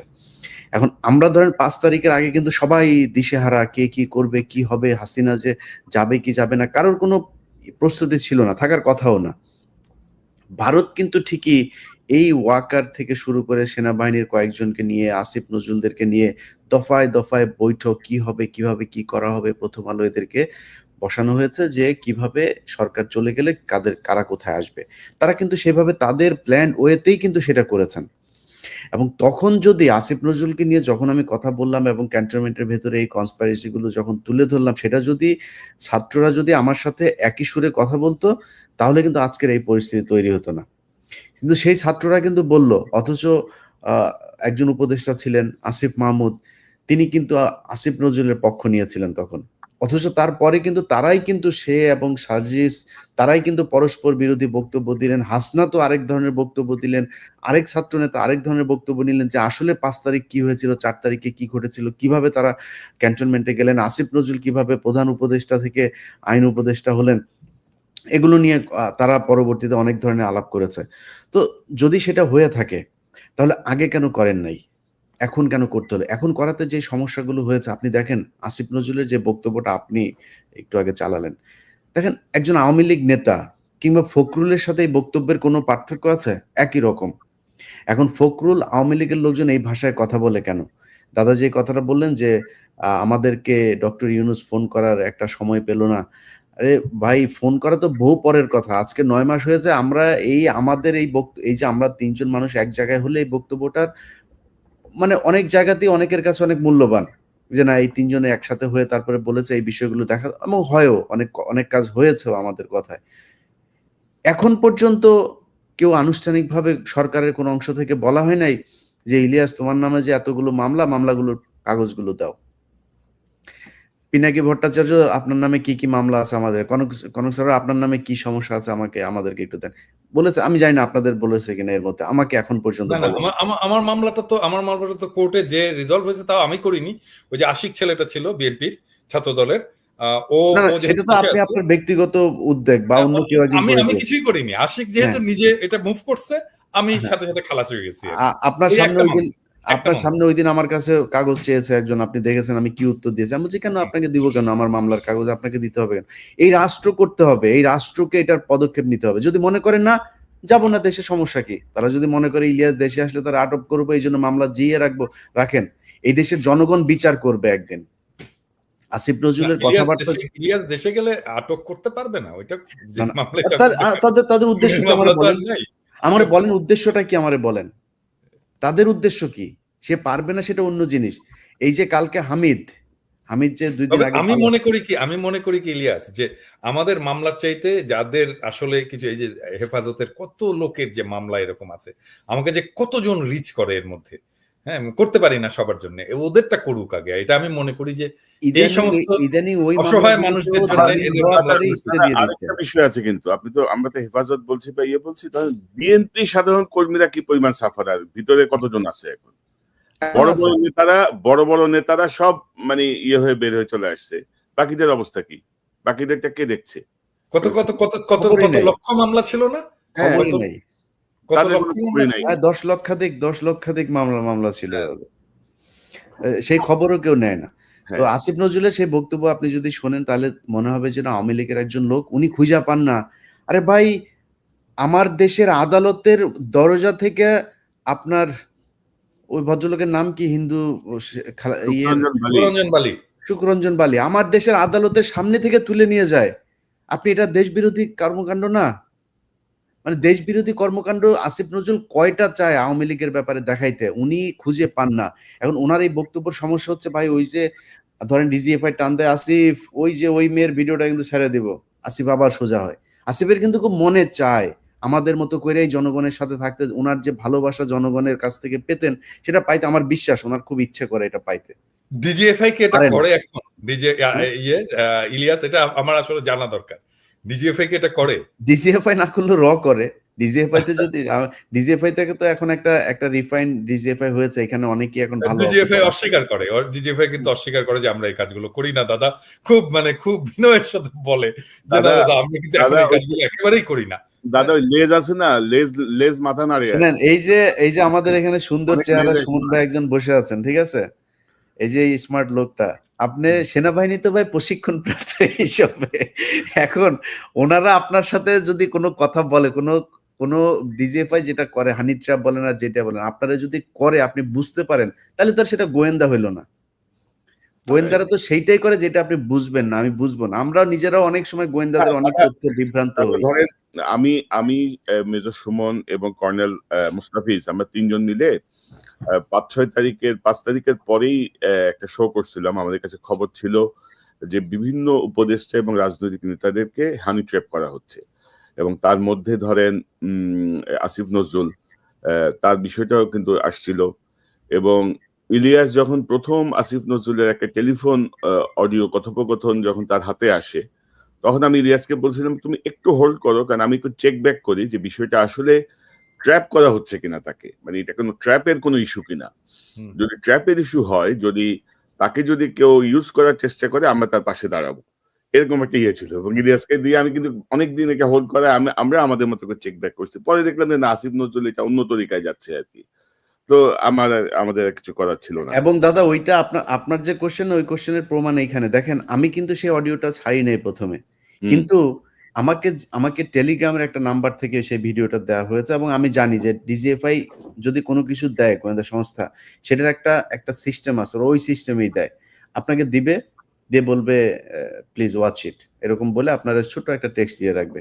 তো তারা আপনি জিজ্ঞেস করবেন ভাই কে আপনি, কোথায় পেলেন, আর কিছু আছে কিনা, কোনো জবাব আপনাকে দিবে না, শুধু ওইভাবে ফেলায় রাখবে। আমরা কিন্তু এই জাতীয় আশঙ্কা সম্ভাবনা আমরা কিন্তু সব তুলে ধরছি, কিন্তু আমি সুমন ভাই এখানে কনক, ইফ ইউ অ্যালাউ, সেটা হচ্ছে কি এই কাজগুলো মেজর সুমন, আপনার মাথার উপরে আপনার মাথা ক্যামেরাটা একটু বেয়াদবি করতেছে। আচ্ছা, এই বিভিন্ন দেশের রাষ্ট্রীয় যে গোয়েন্দা সংস্থা প্রতিরক্ষা, তারা কিন্তু এই কাজগুলো করে, অনেকটাই করে কি, ধরেন আপনি এই যে ভারতের সেন্সিটিভ ইনফরমেশন গুলা কিন্তু আইএসআই জোগাড় করছে হানি ট্র্যাপ করাই, সেটা আমরা জানি, খুব সুন্দর স্টোরি। এখন পার্থক্য কি, শেষ তার শত্রু বা সম্ভাব্য শত্রু দেশের সম্পর্কে সেই জিনিসগুলো করে, তথ্য আদায়ের জন্য, নিজস্ব নিরাপত্তার জন্য এগুলা করে, যে তাদের সেন্সিটিভ ইনফরমেশন যাতে বাইরে না যায়, কাউন্টার এসপিওনাজ। ভাই আমার নিজের দেশের লোকের এগেইনস্ট আমি কেন সেটা করবো? That's the question. যেই ডিজিএফআই করে কি করে না, যে কোশ্চেনটা আসছে, সেটা আমি নিশ্চিতভাবে আমি আপনাদেরকে বলি, হ্যাঁ করে আসছে। এখন কতটুকু কমে গেছে, জেনারেল জাহাঙ্গীর সেখানে আছে, অ্যাপারেন্টলি সে এই চেঞ্জ গুলার মধ্যে আছে যে এই জিনিসগুলো আমরা করব না। তুমি করো ডিজিএফআই হিসেবে, তুমি আমাদের যেই দাদা দেশ আছে, অন্য দেশ আছে, তাদের সাথে করো, নো প্রবলেম। আমাদের নিজেদের নাগরিকের উপরে সেই জিনিসটা তুমি করবা না, এইখানে ফুল স্টপ। রাইট। তবে আপনার ধরেন আমরা কিন্তু দাদা প্রথম থেকে কিন্তু ধরেন উপদেষ্টা যারা ছিল, মানে যেই ঢুকুক সেনাবাহিনী, প্রত্যেকটা জায়গায় কিন্তু আমাদের একটা সাপোর্ট ছিল। আমরা চেষ্টা করছিলাম যে না, একটা পরিবর্তন এখন যত দিন যাচ্ছে না, তারাই তাদের চেহারা আস্তে আস্তে সামনে নিয়ে আসছে এবং আমরা কিছু করতে পারছি না। মানে আমাদের আমাদের জায়গাগুলোতে আমরা যুক্তিবদ্ধভাবে এগুলো মেনে নিতে পারছি না, যার জন্যই আমাদেরকে অনেক কথা বলতে হচ্ছে এবং আমরা আবার অনেকে পাওয়ার ক্ষমতা মানে ক্ষমতার স্বাদ পেলে তখন সবার চেহারাই বদলে যায় আর কি। আমি জানি না আপনারা কনক সারোয়ার যখন মন্ত্রী টন্ত্রী হয়ে যাবে তখন আবার কি হয়, দেখতে হবে আর কি। তো এখন দাদা আমি যে প্রসঙ্গটা আনতে চাচ্ছিলাম যে আমাদের আসলে এখন পরবর্তী স্টেপটা কি হবে? আমরা কি সেনাবাহিনী সংস্কার চাইবো? কারণ ধরেন ইলিয়াস বা আপনাদের মধ্যে কে একজন বলছিলেন যে এই যে হাসিনা যে পাঠানো হয়েছে, এটা কিন্তু হুট করে পাঠানো হয়নি। এটা কিন্তু আরো 4-5 দিন আগে থেকে কিন্তু মোটামুটি তারা টের পেয়ে গেছে, বিশেষ করে পার্শ্ববর্তী দেশে গোয়েন্দা সংস্থা সহ, এবং আমরা যতটুকু জানি 2-3 তারিখ থেকে মোটামুটি প্রস্তুতি নেওয়া হয়েছে।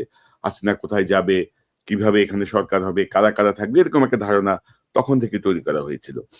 তো মেজর সুমন, আপনি কি মনে করেন? ধরেন সেনাবাহিনীতে আমি যেটা দেখছি যে এক খুনি জিয়াউল হাসানের উপর দিয়ে কি পুরো সেনাবাহিনীকে পার করে দেওয়ার চেষ্টা চলছে? মানে একজনের দিয়ে বাকি সব কি মানে সাবসাইড করে দেওয়ার চেষ্টা চলছে?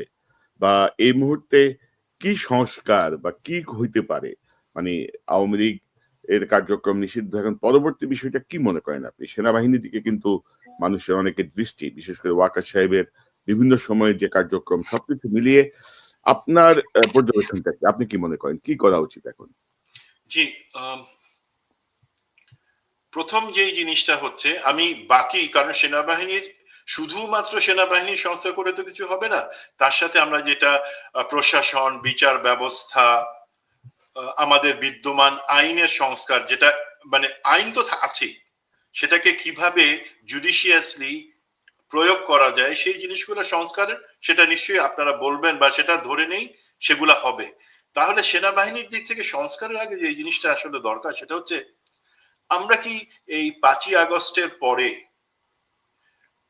সেনাবাহিনী অথবা সশস্ত্র বাহিনীর কোন দিক থেকে কোন বক্তব্য আসছে যে আমরা খুনি স্বৈরাচারী পতিতা হাসিনার এবং তার দল বা প্রশাসনের চাপে পড়েই বাধ্য হয়ে, যেহেতু আমাদেরকে নিয়ম অনুযায়ী সরকার প্রধান বা প্রতিরক্ষা বাহিনীর প্রধানের কথা শুনতে হয়, সেই কারণে আমাদেরকে আমরা এই অন্যায়গুলা হয়েছে যেগুলার জন্য আমরা অনুতপ্ত, এবং সেই জায়গা থেকে আমরা চাই ইন্টারফেয়ার করে বা করেছে সেনাবাহিনী ইন্টারফেয়ার করতে পারে যখন জাতীয় দুর্যোগ বা সেই ধরনের জায়গাগুলোতে আমরা আসবো। জনগণ চাবে, জনগণ কোথায় কবে চাইছিল যে কারণে সেনাবাহিনীকে ইন্টারভেন করতে হয়েছে? যারা জাস্টিফাই করতে পারবে সেই জিনিসগুলা? পারবে না। সুতরাং সংস্কারের ক্ষেত্রে প্রথম জিনিস হলো আমাদের মিলিটারি লিডারশিপকে উপলব্ধি করতে হবে এবং বলতে হবে যে হ্যাঁ, ব্যত্যয় হয়েছে, অন্যায় হয়েছে, আমরা নিয়মের বাইরে গিয়ে একটা ফ্যাসিবাদী স্বৈরাচারী খুনি সরকারকে শুধু সাহায্য, ক্ষমতায় টিকে থাকতে সাহায্য করি নাই, বরঞ্চ আমাদের কিছু কিছু লোক সেই ক্ষেত্রে সেই অন্যায়গুলোর সাথে জড়িত ছিল। স্বীকার করিনি আমরা, সেইটা আমরা স্বীকার করি নাই। তাহলে হবে কি, প্রথম জিনিস আমি বললাম যে না, যারা করছে তারা আউট, আমরা সেটার সাথে নাই। আমরা এখন সংস্কার করব যারা সংস্কার পন্থী বা আমরা চাই দেশের জনগণের আকাঙ্ক্ষাতে বাস্তবায়ন করতে। দেন প্রথম জিনিস হচ্ছে এই জায়গাটা যে আমাদেরকে চিন্তা করতে হবে রাজনীতির প্রভাবমুক্ত সেনাবাহিনী কিভাবে আসে, এবং একই সাথে আমরা রাজনীতিতে হস্তক্ষেপ করব না, যেটা পিনাকিদা বললেন, ইলিয়াস বললো যে কেন ভাই আমি এই ছেলে পেলেকে, বাচ্চার সাথে পলিটিক্যাল লোকজনকে বাসায় দাওয়াত করে করে খাওয়াবো, পিকনিক ফুর্তি করব। আমার তো সেটা কাজ না, আমি ওই জায়গা, ওইটা আমার দায়িত্ব না, আমার অন্য অনেক দায়িত্ব আছে। তো সেই জায়গাগুলোতে কিভাবে আমরা অ্যাভয়েড করব, একটা প্রফেশনাল সেনাবাহিনী হিসাবে থাকবো, সেটা আমাদেরকে নিশ্চিত করার জন্য চিন্তা করতে হবে এবং প্রস্তাবনা রাখতে হবে। 3 নাম্বার যে জিনিসটা করতে হবে, আমাদেরকে যে সার্ভিস চিফস আছেন তাদের নিয়োগের ব্যাপারে অবশ্যই একটা, সেটা শুধু সেই জন্য না, অন্য অনেক গুরুত্বপূর্ণ বিষয়ের জন্য আমার মনে হয় সরকারকেই পদক্ষেপ নিতে হবে একটা জাতীয় নিরাপত্তা কাউন্সিল বা ন্যাশনাল সিকিউরিটি কাউন্সিল তৈরি করা, যার মাধ্যমে সেখানকার ব্যক্তি আবার কারা হবেন সেটাও কিন্তু একটা ঐক্যমত্যের ভিত্তিতে আসতে হবে যে এই ধরনের লোক সেখানে আসতে পারবে। সেই ন্যাশনাল সিকিউরিটি কমিটি যে service chiefs army, navy, air force তাদের নির্বাচনের ব্যাপারে সিদ্ধান্ত নেবেন। এবং সে আর অফিসারদের যে প্রমোশন বা অফিসারদের নিয়োগ বিভিন্ন সংস্থায় সেটা কিভাবে হয়েছে আমরা দেখছি। পাতি আওয়ামী লীগের নেতা ফোন করে বলছে আমার শালা, আমার ভাই, আমার বাপ, তার এই জায়গায় দেন, তারা হয়ে গেছে কি সে আওয়ামী লীগের সাথে লোক। কিন্তু সুমন ভাই ধরেন এই 5ই আগস্টের পরে যে পরিবর্তনটা আসার দরকার ছিল, যেটি আমি বলছিলাম যে এক জিয়াউল হাসান ছাড়া আর কেউ অপরাধ করে নাই। এক জিয়াউল হাসান ছাড়া আর কোনো অপরাধী নাই, আর কোনো হত্যাকারী নাই, আর কোনো ক্রিমিনাল নাই, আর কোনো আয়নাঘরের দোষরা নাই। মানে ধরেন যে এখন আপনি যদি কথা বলতে গেলে তো আপনি শুনবেন যে ফুল স্টপ, এখানে কোনো বাট বা ইফ নাই, বুঝছেন না, ইফ বা বাট নাই। তো এই সংস্কারটা কি? মানে আমার কথা হচ্ছে যে আপনি যেটা বলছেন এটা দীর্ঘমেয়াদী সংস্কার, এগুলো সব দীর্ঘমেয়াদী প্রসেস। আমার এখন কুইক কি পদ্ধতিতে যাব, আমি বিপ্লবের পরে আমি কি পাইলাম, আমার কি পরিবর্তন হইল, আমি আসি আপনার কাছে। দাদা আপনি একটু অ্যাড করেন। আচ্ছা, এখানে আমার খুব স্পেসিফিক কিছু আলাপ আছে যে সংস্কার প্রশ্নে আর কি। এটা আমি দুই ভাগে ভাগ করতে চাই, সংস্কার আমাদের কি কি দরকার এবং আমরা কোন সংস্কারগুলো করে ফেলতে পারি। যেমন আমি একটা সংস্কার কমিটির সাথে ওতপ্রোতভাবে যুক্ত ছিলাম, সেটা স্বাস্থ্য। আমি মেম্বার ছিলাম না, কিন্তু স্বাস্থ্য এখানে যারা মেম্বার ছিলেন তারা আমার সাথে নিয়মিত যোগাযোগ রেখেছেন, বিভিন্ন ব্যাপারে সাজেশন নিয়েছেন এবং তারা ফর্মালিও আমার সাথে বসছেন। আমরা দীর্ঘ সময় আলোচনা করছি বিভিন্ন ইস্যুজ নিয়ে, এবং তারা যেই সংস্কারের যে প্রপোজালটা, কনসেপ্টটা তারা প্রপোজ করছে, এটা খুবই চমৎকার একটা প্রপোজাল। এটা যদি আমাকে রেট করতে বলেন, আমি এটাতে 100-র মধ্যে আমি এটাতে 99 দেবো আর কি। মানে আমি নিজেও যদি লিখতাম আমি এত ভালো লিখতে পারতাম কিনা আমি জানি না। খুবই এক্সটেন্সিভ, খুবই ওয়েল থট, খুবই মেটিকুলাস একটা কাজ হয়েছে। এখন দেখেন, এইটা যদি ইমপ্লিমেন্ট করতে চাই আমি 100%, কোনো রাজনৈতিক দল এটাতে করবে না, বলবে না যে না এটা করার দরকার নাই, এটা আমাদের ইয়েতে না, এটা আপনি করতে পারেন না, এটা কেউ বলবে না, নো ওয়ান। হ্যাঁ, এর সবাই উৎসাহ দেবে। এখন প্রফেসর ইউনূসের যেটা উচিত সেটা হচ্ছে যে উনার এই স্বাস্থ্য বিষয়ক যে এটা ঐক্যমতে যাবে কেন? ঐক্যমতে যাওয়ার তো দরকার নাই, এইটা ইমিডিয়েট ইমপ্লিমেন্ট করা এবং রাজনৈতিক দলগুলোকে বলা যে দেখেন আপনারা তো এটা পড়েছেন, কোনো যদি মেজর অবজারভেশন থাকে আমাদেরকে দেন, আদারওয়াইজ এটা আমরা ফুললি ইমপ্লিমেন্ট করি। এখন ফুললি ইমপ্লিমেন্ট করার জন্য কি করতে হবে? যারা এটা লিখেছে, এই যে স্বাস্থ্য বিষয়ক যে সংস্কার কমিটির যে কমিশনের যে রিপোর্ট যারা লিখেছে, তাদেরকেই দায়িত্ব দেওয়া হোক। হ্যাঁ, তাদেরকেই দায়িত্ব দেওয়া হোক এটা ইমপ্লিমেন্ট করার জন্য, ইমপ্লিমেন্টেশন সেল তৈরি করা হোক, তাদেরকে এক্সিকিউটিভ পাওয়ার দেওয়া হোক। এবং দেখবেন যে এই লোকগুলো খুবই ভালো লোক, আমি চিনি, সবাইকেই চিনি, খুবই ঘনিষ্ঠ মানুষ, খুবই দক্ষ মানুষ, এরা পুরোটা ইমপ্লিমেন্ট করে দিতে পারবে কয়েক মাসের মধ্যে। তাহলে এই রকম যে সমস্ত সংস্কারের ইস্যুস গুলো আছে, সেই ইস্যুস গুলো আমরা কি একেবারে ঐক্যমতের ভিত্তিতে, এটার জন্য আমার কোনো মিটিং করার দরকার নেই, ঐক্যমতের ভিত্তিতে আমি ইমপ্লিমেন্ট করে দিতে পারি এবং দেশের একটা র্যাডিক্যাল চেঞ্জ হবে। এবং স্বাস্থ্য বিষয়ক সংস্কার কমিটির যদি প্রপোজাল গুলো 100% ইমপ্লিমেন্ট, 100% লাগবে না, 70% যদি ইমপ্লিমেন্ট করা যায়, বাংলাদেশের হেলথ সেক্টর কমপ্লিটলি চেঞ্জ হয়ে যাবে, কমপ্লিটলি চেঞ্জ হয়ে যাবে, আমি গ্যারান্টি দিতে পারি। তো এইরকম ইয়েগুলো করে ফেলতে হবে। আর যে বিষয়গুলো পলিটিক্যাল, কনফ্লিক্টিং, এই জায়গাগুলোতে আমি আমার হাতে যদি এটা থাকতো আর কি, আমি যেভাবে করতাম আর কি, আমি কনফ্লিক্টে না যে আমি কোঅপারেট করতাম রাজনৈতিক দলগুলোর সাথে। আমি দুইটা এক্সাম্পল দিলাম যে আমি প্রেসিডেন্সিয়াল সিস্টেম চাই, তো আমি তো এটা বলবো না যে আমি এটা প্রেসিডেন্সিয়াল সিস্টেম চাই, আমি কাউরেই বলবো না। আমি বিএনপিকে যে বলবো যে আমি কিন্তু জিয়াউর রহমানের সংবিধান চাই ভাই, হুইচ ইজ ট্রু। জিয়াউর রহমানের সংবিধানে প্রেসিডেন্সিয়াল সিস্টেম ছিল এবং রাষ্ট্রীয় মূলনীতি যা যা ছিল, ওখানে ধর্মনিরপেক্ষতা ছিল না। হ্যাঁ, রাষ্ট্রীয় মূলনীতি যা যা ছিল, আমরা যা যা চাই ওখানে ওইটার মধ্যে আছে। হ্যাঁ, এবং ওইটা করলে কি হবে দেখেন, ওইটা করলে আওয়ামী লীগ এমনিতেই নিষিদ্ধ হয়ে যায়। হ্যাঁ, কারণ আওয়ামী লীগকে নিষিদ্ধ তো আমাদের করতে হয় না, আওয়ামী লীগকে নিষিদ্ধ তো শেখ মুজিব নিজে করছে, বাকশাল যখন করছে। হ্যাঁ, আওয়ামী লীগকে নিষিদ্ধ করছে তখন সে। তো এটা তো কনস্টিটিউশনাল নিষিদ্ধ একবার হয়েছে কিন্তু। আচ্ছা, 2 নাম্বার হচ্ছে যে শেখ মুজিব এই জিয়াউর রহমান তো বাকশালকে নিষিদ্ধ করছে, তো সে বাকশাল হয়ে আর ফিরে আসতে পারবে না যদি আমি ওইটাকে এনাক্ট করি। সো আমার পলিসিটা হচ্ছে যে আমি যে সমস্ত পলিটিক্যাল ইস্যুজ আছে, যেখানে পলিটিক্যাল পার্টিগুলো স্টেক আছে, তাদের ভবিষ্যৎ চিন্তা আছে, তাদেরকে সরকার গঠন করতে হবে, সেই জায়গাগুলোতে আমি কোঅপারেট করতে চাই। সো এই জায়গাগুলোতে ইস্যুস গুলো বের করে আমি এমন ভাবে প্রেজেন্ট করব যেটা যেটা মানে বিএনপি, জামাত, যারা যারা বড় বিগ স্টেক হোল্ডার আছে, তারা এটা বলতে পারবে না যে না আমি এটা মানি না। মানে আমি এখানে ওই ইয়ের মতো আর কি, ওই যে গডফাদারের ডন ভিটো কর্লিওনির মতো আর কি, যে I'll offer something that they cannot I'll offer them such a thing that they cannot refuse. হ্যাঁ, সো আমি এমন ভাবে প্রেজেন্ট করব সংস্কারের ইস্যুস গুলোকে যেটা পলিটিক্যাল পার্টিগুলো রিফিউজ করতে পারবে না। এইভাবে আমি সংস্কারটা কিন্তু দাদা ধরেন আমার যে পয়েন্ট অফ ভিউটা আর কি, যে ধরেন আমরা 9 মাস আগে কি কারণে ছাত্র জনতা রাস্তায় নেমে এসে বুকে রক্ত দিল, আমরা 9 মাসের মধ্যে বেমালুম ভুলে গেছি যে আসলে কি হয়েছিল জুলাইতে।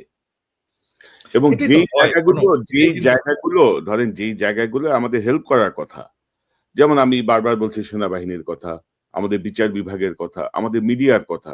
আচ্ছা, আমি এই প্রসঙ্গে একটু বলে নিই কনক, সরি আমি একটু ইন্টারাপ্ট করার জন্য। যেমন সেনাবাহিনীর প্রশ্ন, হ্যাঁ, মানে আপনি তো একটা পাবলিক অফিস হোল্ড করেন, একটা গুরুত্বপূর্ণ পাবলিক অফিস হোল্ড করেন, এবং আপনি গুরুত্বপূর্ণ বাহিনীর প্রধান। পাবলিক ভয়েসের সাথে এনগেজ হবেন না? সিভিল ভয়েসের সাথে এনগেজ হবেন না? হবেন, অবশ্যই হইতে হবে। তো দাদা ওয়াকার সাহেবকে আরো 2 মাস আগে একটা ইন্টারভিউর জন্য ইনভাইট করা হয়েছে এবং টকিং পয়েন্ট উল্লেখ করে দেওয়া হয়েছে যে this will be the talking point. এখন পর্যন্ত উনি সিদ্ধান্ত নিতে পারে নাই। নাগরিক টিভিতে যায়, নাগরিক টিভিতে গেছে না সে? নাগরিক টিভি সাক্ষাৎকার দিচ্ছে না? মানে কি কনক স্যার কি নাগরিক টিভির চাইতে কম পরিচিত চ্যানেল বা কম সম্মানের? ওইটা উনি আবার বলছিলেন, ওই যে সুমন ভাই জানেন বিষয়টা, ওইটা উনি ফজরের সময় নাকি ঘুম থেকে উঠছেন, ওনাকে কেউ একজন ফোন করছেন এবং ওনার সাথে কিছু আলাপ করছেন, সেইটাকে তারা ইন্টারভিউ হিসাবে চালিয়ে দিয়েছেন, এরকম অভিযোগ করেছেন উনি। আমি জানি না মিথ্যা কোনটা। এবং ধরেন যে আমরা আস্থা রাখতে চাই। না, উনি তো ইন্টারভিউ দিচ্ছেন, আল জাজিরাকে ইন্টারভিউ দিলেন না কিছুদিন আগে? দিলেন তো, তাই না? তারপরে রয়টার্সকে দিয়েছেন না উনি ইন্টারভিউ। আমরা তো এখানে টকশো করতে চাচ্ছি না, আমি কিন্তু ওনার সাথে টকশো করতে চাচ্ছি না, মানে ওপেন প্ল্যাটফর্মে এটা রাষ্ট্রীয় গুরুত্বপূর্ণ বিষয়, আমরা কোনো টকশো করতে চাচ্ছি না। কিন্তু উনি একটা গুরুত্বপূর্ণ পাবলিক অফিসের হোল্ড করেন এবং বাংলাদেশের একটা গুরুত্বপূর্ণ বাহিনীর প্রধান, তো উনার তো পাবলিক সিভিল ভয়েসের সাথে এনগেজ হইতে হবে। উনি কিছু জিনিস করে, কিন্তু আমাদের সাথে ইন্টারঅ্যাক্ট করেন। কিভাবে করেন জানেন? অমুক অফিসারকে দিয়ে একটা পাঠায় দেয়, ওইটারে ইনায়া বিনায়া ওয়াকার হচ্ছে নামাজ পড়ে 5 ওয়াক্ত তাহাজ্জুদের সময় ওঠেন। আরে বেটা, তোরে যেদিন শেখ হাসিনা সেনাপ্রধান হিসাবে নিয়োগ দিছে ওই দিন তুই কাফের হয়ে গেছিস, তুই মুসলমান নাই, তো তুই নামাজ পড়ে লাভ নাই। তো তুই হাসিনা যেদিন তোরে বলছে তুই সেনাপ্রধান, তুই শেষ। না ইলিয়াস সার্টিফাইড, আর তোর নামাজ পড়ে পুরো লাভ নাই। ভাই যে কিনা আজকে কথাগুলো কেন বলছে সেটা হয়তো কনক ভাই বলতে পারবে, 2-4 দিনের ভেতরে আপনাদেরকে জানাবে। মানুষ না ভাই, ওরা হাসিনা করছে, ওই মানুষ না। আমি যে বিষয়টা বলছি যে ধরেন যে কোনো কারণেই হোক সেনাবাহিনী তো ধরেন টপ লেভেল তো নানা রকমের কাহিনী করছে, মিড লেভেলের প্রেসারে, সৈনিকদের প্রেসারে ধরেন সেনাবাহিনী যে রোলটা প্লে করছে, আমরা দেখলাম যে গত 9 মাসে তারা ক্রমশ তাদের সেই অবস্থানটাকে তারাই ক্ষতিগ্রস্ত করছে। যেই জায়গায় তাদের সহযোগী ভূমিকা থাকার কথা ছিল, সেই জায়গাটায় তারা একরকমের কি বলবো, এক ধরনের একগুঁয়েমি আচরণ করছে। 25-30 জন খুনিকে রক্ষা করার জন্য, আমি যেটা বারবার বলছি যে এক জিয়াউল হাসান ছাড়া কি আর কেউ অপরাধ করে নাই? বাকিরা কোথায়? এক জিয়াউল হাসান ছাড়া কি আর অন্যদেরকে আপনি সেফ এক্সিট কিভাবে দিচ্ছেন? এই যে 627 জনের মধ্যে 144 জনের তালিকা আমার কাছে আমি দিয়েছিলাম, বাকিরা কোথায়? অনেকেই বলে যে, অনেক গোয়েন্দা সংস্থার সঙ্গে যুক্ত অনেকেই বলে যে ভাই আমি নিজে হাতে অমুকে ধরে জমা দিছি, তারপরে সে কই গেল? এই ব্যাখ্যা আপনাকে দিতে হবে না? আপনি ফরেস্টার জেনারেল, আপনাকে আমি স্যালিউট করবো, আপনাকে ভয় পেয়ে আমি চুপ করে বসে থাকবো? আপনি আমাকে বলবেন যে কোনো বাট কিন্তু ইফ নাই, ফুল স্টপ, ইজ ইট? এই জন্য বিপ্লব করছি আমরা, এই জন্য বাংলাদেশ। দাদা কি বলেন? আপনি ধমকাবেন? আমরা মানবো সেটা? ওই দিন এই ভদ্রলোক এইভাবে কেন করলেন, এটা আমার কাছে কিন্তু এখনো রহস্য। আমি কিন্তু এটার উত্তরটা খুঁজে পাইনি যে ওই ওইটা রহস্যের কিছু নাই দাদা, ওইটার রহস্য শেষ হয়ে গেছে। ওইটা আমি কালকে হয়তো একটা ভিডিও আপলোড দিব। মুক্তিযোদ্ধা দলের, জাতীয়তাবাদী মুক্তিযোদ্ধা দলের যিনি এখন প্রেসিডেন্ট আছেন, সভাপতি উলফাত ভাই আসিফ নজরুলের খুবই পছন্দের মানুষ ছিল এক সময়, এখন তার সাথে সম্পর্ক নাই, দেখা আসিফ নজরুলকে পান না তিনি আর কি, ফোন টোন করে। তিনি বলছিলেন 5 তারিখের পরপরই বিডিআর এর এই মামলাটার ব্যাপারে তার কাছে যে ভাই বিডিআর এর এই বিষয়টা নিয়ে একটু করে। আসিফ নজরুল তাকে তখন বলেছেন, মানে 5 তারিখের এক সপ্তাহের মাথায় বলেছেন, না ভাই বিডিআর এর এইটা নিয়ে কোনো কাজ করা যাবে না, এটা বাদ, এটার ইস্যু তুলবেনই না। আসিফ নজরুল বলেছে। তার মানে সেনাবাহিনী এখন হচ্ছে, আপনি জানেন গত 10 তারিখে তাদের একটা শুনানি ছিল, আপনি শুনেছেন। আমি কিন্তু এর আগেও আপনাদের সাথে এই বিষয়টা নিয়ে কথা বলেছি। আপনারা হয়তো বিডিআর এর বিষয়টা অত বেশি এটার সাথে যেহেতু সম্পৃক্ত হতে সময় পান না, যে কারণে আমি এদের প্রতিটা আপডেট আমার কাছে আসে। 10 তারিখের এখানে একই অবস্থা, আগেও আপনাদেরকে যেটা বলেছি সেটাই করেছে বিচারক। একজনের বক্তব্য শুনে তিনি চলে গিয়েছেন, এবং ওই দিন বিডিআর এর পরিবারের সাথে খুব খারাপ ব্যবহার করেছেন, পিপি সহ আরো অনেকে। তো সেনাবাহিনী জোর করে যা মনে চাচ্ছে তাই করছেন, যা মনে চান তাই করার দিন বাংলাদেশে নাই। আপনি করতে পারবেন আসিফ নজরুলের মতো এই মান সম্মান ছাড়া পাবলিকের গালাগালি খায় করতে পারবেন, কিন্তু আপনি যদি আসলে ভালো কিছু করতে চান, আপনারা সেনাবাহিনীর এই সংস্কার করতে হবে। আমরা বাংলাদেশ সেনাবাহিনীর এটা গর্বের জায়গা, আমরা এটাকে সমালোচনার ঊর্ধ্বেই রাখতে চাই, কোনো সমস্যা নাই, কিন্তু একটা পর্যায় পর্যন্ত। যখন আপনার সেনাবাহিনী, এই ব্যক্তি তো এখন পর্যন্ত ইউনিফর্ম পরা উচিত, ওনাকে এখন কেন আমেরিকা থাকতে হয়, কেন উনি পালিয়েছেন, কেন গুম ছিলেন, আপনার সেনাবাহিনী করেছে। সো যারা বলে যে আমরা সেনাবাহিনী বিদ্বেষী, বরং সেই সেনাবাহিনীর অফিসারদের চাইতে আমরা আরো বেশি সেনাবাহিনী প্রেমী। আমরা চাই আপনাদের সেনাবাহিনীর যারা অফিসার তারা ভালোভাবে আপনি জানেন যে বেশ কয়েকশো অফিসার, তাদের প্রতি যে নির্যাতন হয়েছে, তাদেরকে যে পানিশমেন্ট, মানে জোর করে শাস্তি দেওয়া হয়েছে, পদ কেড়ে নেওয়া হয়েছে, বরখাস্ত করা হয়েছে, তাদের আবেদন পড়ে আছে, সব কিন্তু নাকের মূলে ঝুলে রাখছে। প্রশাসনে 3 মাসের মধ্যে senior assistant secretary, additional secretary হয়ে গেছে। সেনাবাহিনীর বঞ্চিত অফিসাররা কিন্তু এখনো নাকের সামনে মূলা ধরে বসে আছে যে আমাদের একটা কিছু হবে। কেন রে ভাই, কেন এটা করতে কয়দিন লাগে? আপনি স্পেসিফিক যেটার কথা বলতে চাইতেছিলেন সেই জায়গায় আমি একটু বলি। এক্সপেকটেশনটা কি থাকে? দাদা একটা জিনিস প্রথমে বলতেছিলেন যে আশা কি সরকার যোগাযোগ করবে। এখন এই যেই অফিসার যারা হাসিনার সময় নির্যাতিত, চাকরি থেকে বহিষ্কার করা হয়েছে, বিডিআর হত্যাকাণ্ডের প্রতিবাদ করার কারণে যাদেরকে সেখানেই লজ্জাজনকভাবে চাকরি থেকে বের করে দেওয়া হয়েছে, যারা সরকারে পরিবর্তন আনতে চাইছে, গুম খুনের প্রতিবাদ করছে, তারা কি খারাপ লোক? মানে আমি যদি মনে করি যে এখন 5ই আগস্ট বিপ্লব পরবর্তী যেই লিডারশিপ আছে, সেটা সরকার, সেনাবাহিনী, বিভিন্ন বাহিনী সবকিছু সহ, তারা কি মনে করে? তারা কি মনে করে যে এই সমস্ত অফিসাররা তারা খারাপ কাজ করছিল, সুতরাং তাদেরকে ঝুলায় রাখতে হবে, তাদেরকে জাস্টিফাই করতে হবে যে তারা খারাপ না, তাদেরকে লজ্জার মধ্যে থাকতে হবে, একটা মিথ্যা অপবাদ নিয়ে থাকতে হবে?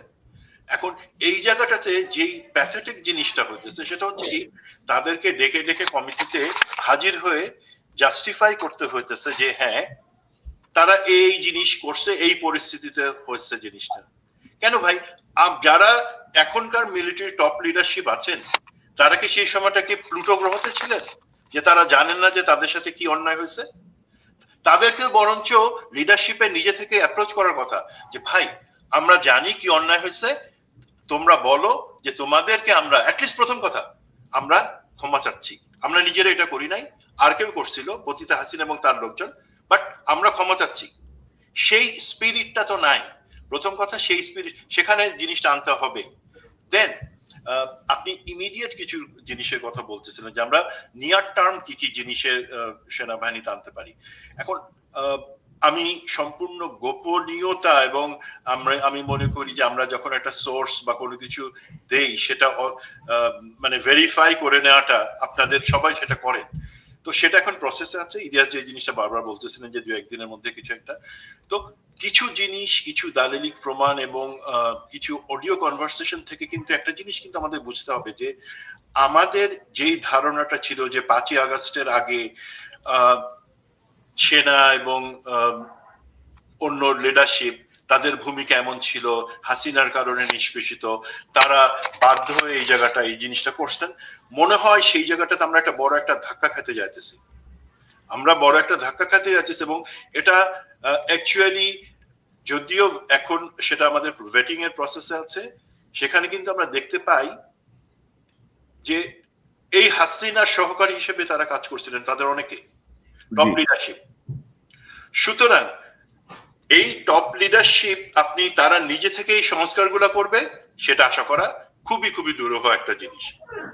বরঞ্চ আমাদের সামনে একটাই আছে, নিয়ার টাইম একটাই, আমাদেরকে চাপটা অব্যাহত রাখতে হবে যে সত্যগুলো প্রকাশ করো, এবং সেই অনুযায়ী তোমাদের প্রত্যেকটা বাহিনীতে যে যে সংস্কার আনবার দরকার সেই ধরনের সংস্কারগুলো তোমরা করো। সশস্ত্র বাহিনী সংস্কার আমি আপনি বুঝবো না, তারা নিজে থেকেই তারা বলুক, প্রপোজাল রাখুক, বাট একই জিনিস, তাদেরকে সেই রাজনৈতিক সরকার অথবা বর্তমান যেই একটা অ্যাডমিনিস্ট্রেশন আছে, ইন্টারিম গভর্নমেন্ট, তাদের সাথে আলাপ করে করতে হবে। আমি কোনো আলাদা কোনো কিছু না, বা আমি কোনো সুপারম্যান না, আমি একটা স্ট্রাকচারের মধ্যে। তাদেরকে বলতে হবে হ্যাঁ আমাদের এই সমস্যা হয়েছিল, যাদের কথা বলতেছেন 20-25 জন, আমি তো বলি 15 জন ম্যাক্সিমাম যারা এই ধরনের পারপেট্রেটর ছিল, তাদেরকে সত্যিকার সদিচ্ছা নিয়ে তাদের বিচারটা করো। তাদের অনুপস্থিতি বিচার করাও সম্ভব, বাট সেটা করতে হবে, ঝুলায় রাখা যাবে না। সেই জিনিসগুলো করে আমাদেরকে সুমন ভাই, মূল জায়গাটা হচ্ছে যে আপনি 20-25 জন করাপ্টেড হাসিনার দাস, হাসিনার পাচাটা কর্মকর্তা, তার বুকের উপরে 4টা মেডেল থাকুক আর 10টা স্টার থাকুক, কিচ্ছু যায় আসে না।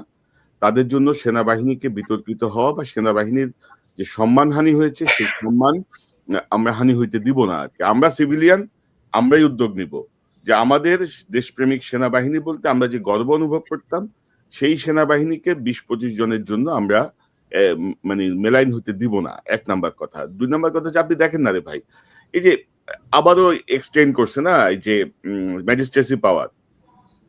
111 এর সময় 10 জন উপদেষ্টা আর এই সেনাবাহিনী ছিল পিছনে, আইন শৃঙ্খলার অবস্থা কি ছিল? আর এখন 23 জন উপদেষ্টা, 56 জন হচ্ছে সহকারী, সেনাবাহিনী ম্যাজিস্ট্রেসি ক্ষমতা নিয়ে মাঠে, আইন শৃঙ্খলা পরিস্থিতি কি অবস্থা কি? অনেকেই বলে যে আমাদেরকে কাজ করতে দেন, অর্ডার দেন, বিশেষ সহকারী 56 জন নাকি? মানে টোটাল আর কি উপদেষ্টা এবং সহকারী মিলে 56 জনের মতো বলে। আচ্ছা আচ্ছা। তো মানে আপনি দেখেন না দাদা, যে এর পরেও দেখেন অবস্থাটা কি, এত কিছু। কারণটা আমি তো আজকে যার সাথে কথা হচ্ছিল আমি তো ওনাকে বললাম যে আসলে আপনারা তো ওই পদে যে বসছেন, কিন্তু আপনারা তো অ্যাড করতে পারেননি কিছু। হ্যাঁ, আপনার নিজের থেকে তো কিছু অ্যাড করতে পারেননি। আপনার কথা শোনে না, আমলারা কথা শোনে না, আপনার সেক্রেটারি আপনার কথা শোনে না, প্রশাসন আপনার কথা শোনে না, কারণ আপনার তো ওই শক্তিটা নাই। আপনি তো পিপলস ভয়েস না, সেই জন্য এই প্রবলেম গুলো হচ্ছে।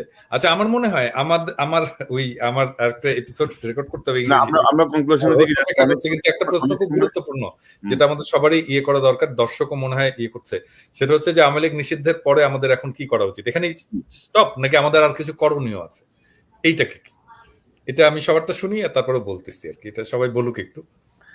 ইলিয়াস কি মনে করেন? যে ধরেন আমার ভাবনা হচ্ছে যে আমাদের পলিটিক্যাল গভর্নমেন্ট আসার আগে ধরেন আওয়ামী লীগ নিষিদ্ধ হওয়া বা তাদের কার্যক্রম স্থগিত হওয়া, এটা একটা প্রাথমিক পদক্ষেপ।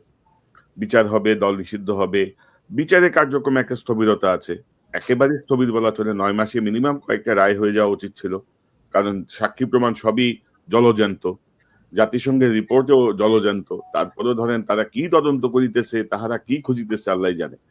তো সেনাবাহিনীর একটা সংস্কার, প্রশাসনের একটা সংস্কার এবং মিডিয়ার একটা সংস্কার, এই 3টা জায়গা যদি দাদা আমরা অ্যাডজাস্ট করতে পারি, আমি মনে করি আমার জায়গাটা থেকে যে আমরা কি 10 বছর 5 বছর পর পর একই পুনরাবৃত্তি করব, একই আন্দোলনে নামবো, একই সুশাসনের দাবি করব, একই গণতন্ত্রের দাবি করব। ধরেন আওয়ামী লীগ কেন নিষিদ্ধ হলো? আওয়ামী লীগ নিষিদ্ধ হওয়ার কারণটা কি? আওয়ামী লীগ মনে করেন অনেক লুটপাট করেছে, লুটপাট করার পরে 2014 সালে একটা নির্বাচন হতো, সেই নির্বাচনে যদি বিএনপি ক্ষমতায় আসতো তাহলে কি হইতো? তো আওয়ামী লীগের লোকজন 2001-এ যেভাবে মারটার খেয়েছে ওইভাবে কিছু পেটানি খাইতো, তারপরে আবার ফের তারা রাজনীতি শুরু করতে, হরতাল ডাকতো, আবার পরের বার নির্বাচিত হয়ে হয়তো ক্ষমতায় আসতো। কিন্তু হলো কেন? কারণ ওই যে সুজাতা এরশাদকে চাপ দিল নির্বাচনে যাওয়ার জন্য, ভারত ইন্টারফেয়ার করলো, ওইদিকে তার কিছুদিন আগে হেফাজতের রাতে ভারতের পরামর্শে কিলিং হলো, জামাত ইসলামের নেতাদেরকে ভারতের পরামর্শই করলো। So it's all about India. এখানে কিন্তু ইন্ডিয়ার বিষয় ছাড়া বাংলাদেশের কোনো সমস্যা, বাংলাদেশের রাজনৈতিক দলগুলোর ভেতরে কোনো সমস্যা নেই। এবং আমি বিশ্বাস করি শেখ হাসিনা যদি ইন্ডিয়া বলে কোনো দেশ আমাদের মনে করেন নাই, আমাদের লোকেশনটা হতো ধরেন জর্জিয়ার ওইখানে, আমাদের এই সমস্যা হইতো না।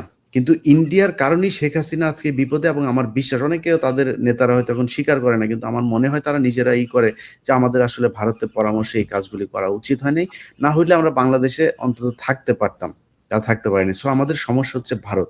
সেই ভারতের প্রোডাক্টগুলো এখন পর্যন্ত কোথায় কোথায় কারা কারা আছে আমরা সেটা ফাইন্ড আউট করেছি, কিন্তু তাদেরকে এখনো সরানো যায় না। যেমন ধরেন সন্তোষ শর্মাকে নিয়ে এখনো পর্যন্ত জামাত ইসলামের মতো দল তারা মিটিং করে। প্রথম আলো, ডেইলি স্টারের ব্যাপারে আমার মনে হয় না যে বাংলাদেশের কারো দ্বিমত আছে যেটা করা। এখন অনেক মানুষ আছে ধরেন ধাপ করে বলে ফেলে পিনাকি হইল গিয়া জামাতের আমির, আমরা নাকি জামাতের নাকি আমির, হ্যাঁ, এরা বিএনপির বিরোধী। আরে ভাই, বিএনপির মনে করেন ফখরুল ইসলাম তো আমার গালি দেয় না, ফখরুল ইসলাম আমার ওটার জবাবও দেয় না। গালি কে দেন? আপনি দেন। যেই ব্যক্তি ওই ফরিদপুরের ভাঙ্গা উপজেলার এক ব্যক্তি এসে আমার গালি দিচ্ছেন, পিনাকিরে গালি দিচ্ছেন, ভাই আমি আর পিনাকি আপনার জন্য যা করি সেটা আপনার মহাসচিব করে না। আপনার দলের আপনি জানেন যে এই গত 15 বছরের হিসাব যদি করা হয়, টুকুর আত্মীয়তা করে টুকু গিয়া ক্ষোভ থাকতে পারে আপনাদের প্রতি, আমাদের অভিযোগ থাকতে পারে। আপনারা আমি অন্তত আমি যতদিন বেঁচে থাকবো, এই 5 তারিখে এই ছাত্রদের উছিলায় আমাদের জীবনের অনেক কিছু সহজ হয়ে গিয়েছে। সো ওইটুকু তো আপনাদের প্রতি আমাদের সহানুভূতি আমি অন্তত রাখতে চাই। আপনারা যদি প্রথম আলো, ডেইলি স্টার, সন্তোষ, ইন্ডিয়া, আওয়ামী লীগ এদের কাছাকাছি না যান, এর বাইরে ভাই যা মনে চায় করেন, আপনাদের প্রতি ভালোবাসা থাকবে, ওইটা অন্তত করেন না। এবং বাংলাদেশের মানুষ যে আপনাদের পেছনে এখনো আছে কিছু জায়গায়, সেটা আপনারা টের পেয়েছেন 2 দিন আগে আওয়ামী লীগ নিষিদ্ধের। এর মাঝখানে অনেক কিছু করেছেন আপনারা, মানুষ কিন্তু আপনাদের পেছনে যায় নাই, বরং এক জায়গায় গিয়েছেন আপনাদেরকে ধরে পিটিয়েছে। এই এনসিপি গিয়েই তো মার খেয়েছে, এই হাসনাত গিয়েও মার খেয়েছে, কিন্তু কালকে আপনার পেছনে এসেছে। কেন এসেছে? কারণ আপনি এমন একটা দাবি নিয়ে এসেছেন যে দাবিটা বাংলাদেশের মানুষের দাবি। আপনি যদি ক্যাটাগরিক্যালি বলেন যে ইলিয়াস, ছাত্র জনতার এখন পরবর্তী সংস্কারের জন্য কি পদক্ষেপটা নেওয়া উচিত, 1, 2, 3 আপনি যদি বলেন। ভাই প্রথম পদক্ষেপ হচ্ছে এই, কালকে যদি আপনি দেখেন, আমি জানি না এখনো পর্যন্ত আছে কিনা, আমাকে কিছু ভিডিও পাঠিয়েছে, এখনো জুলাই আন্দোলনে যারা আহত হয়েছিলেন সে আহত মানুষগুলো শাহবাগে বসে আছে। আমার 2-3টা ছেলের বক্তব্য দিয়েছে, একটা ছেলের হাতে, এইখানে হাত একদম চিকুন হয়ে গিয়েছে, এই তার হয়তো বা ভেন টেন যা আছে এগুলো আমি জানি না, লিগামেন্ট টিগামেন্ট এগুলোর কোনো কি হচ্ছে তার হাতে, ডাক্তার বলতে পারবে। তার বক্তব্য অনুযায়ী যে আমার এই হাতটা দিন দিন হয়ে যাচ্ছে, শুকিয়ে যাচ্ছে, আমার দ্রুত চিকিৎসার দরকার। তার কাছ থেকে এই কাগজ, ওই কাগজ, সেই কাগজ বিদেশে পাঠানোর জন্য তারা পাঠানো হচ্ছে না। আপনাদের এই জুলাইটাকে আপহোল্ড করতে হবে, এইটা আপনাদের পুঁজি, এইটাকে নিয়ে যাইতে হবে। এবং আমি মনে করি জুলাই আমাদের অস্তিত্ব, এইটাই আদর্শ ধরে আমরা আমাদের বাংলাদেশ চালাবো, যতদিন এই বাংলাদেশ টিকে থাকবে ততদিন। এটা হচ্ছে 1 নাম্বার, জুলাইকে ধরে রাখা। 2 নাম্বার হচ্ছে ভাই, আমি একজন সংবাদকর্মী হিসাবে সবচাইতে কষ্ট লাগে আমার দেশের গণমাধ্যম এখনো পর্যন্ত, আপনি যদি এই 2 দিন আগের নিউজ দেখেন, বাংলা ট্রিবিউন নিউজ করে শাহবাগ দখল করে আপনার আন্দোলন, জনভোগান্তি চরমে, এটা বাংলা ট্রিবিউনের নিউজ। আপনি কোনোদিন গণজাগরণ মঞ্চ যখন সেখানে যৌন জাগরণ হয়েছে, তখন আপনি কোনোদিন এরকম নিউজ করেছিলেন কিনা? তখন তো খিচুড়ি, পানি টানি এগুলোর ভাগিদার ছিলেন আপনারা, নিউজ হয় নাই। তো এই নিউজগুলো কারা করছে? গণমাধ্যমের একটা করা খুব জরুরি। এইটা যদি আপনি ঠিক করতে না পারেন, এমন জায়গায় আপনাকে ধাক্কা দিবে, আপনি কুলাইতে পারবেন না। এই কয়দিনের ভেতরে আপনাদেরকে নিয়ে যেসব নিউজ হয়েছে, আপনি চিন্তা করেন ওই ধরনের অপরাধ, তার চাইতে বড় অপরাধ এই দেশে অনেকে করেছে, সেটা নিয়ে কোনো কথা নাই, কিন্তু আপনাদেরকে নিয়ে করা হচ্ছে।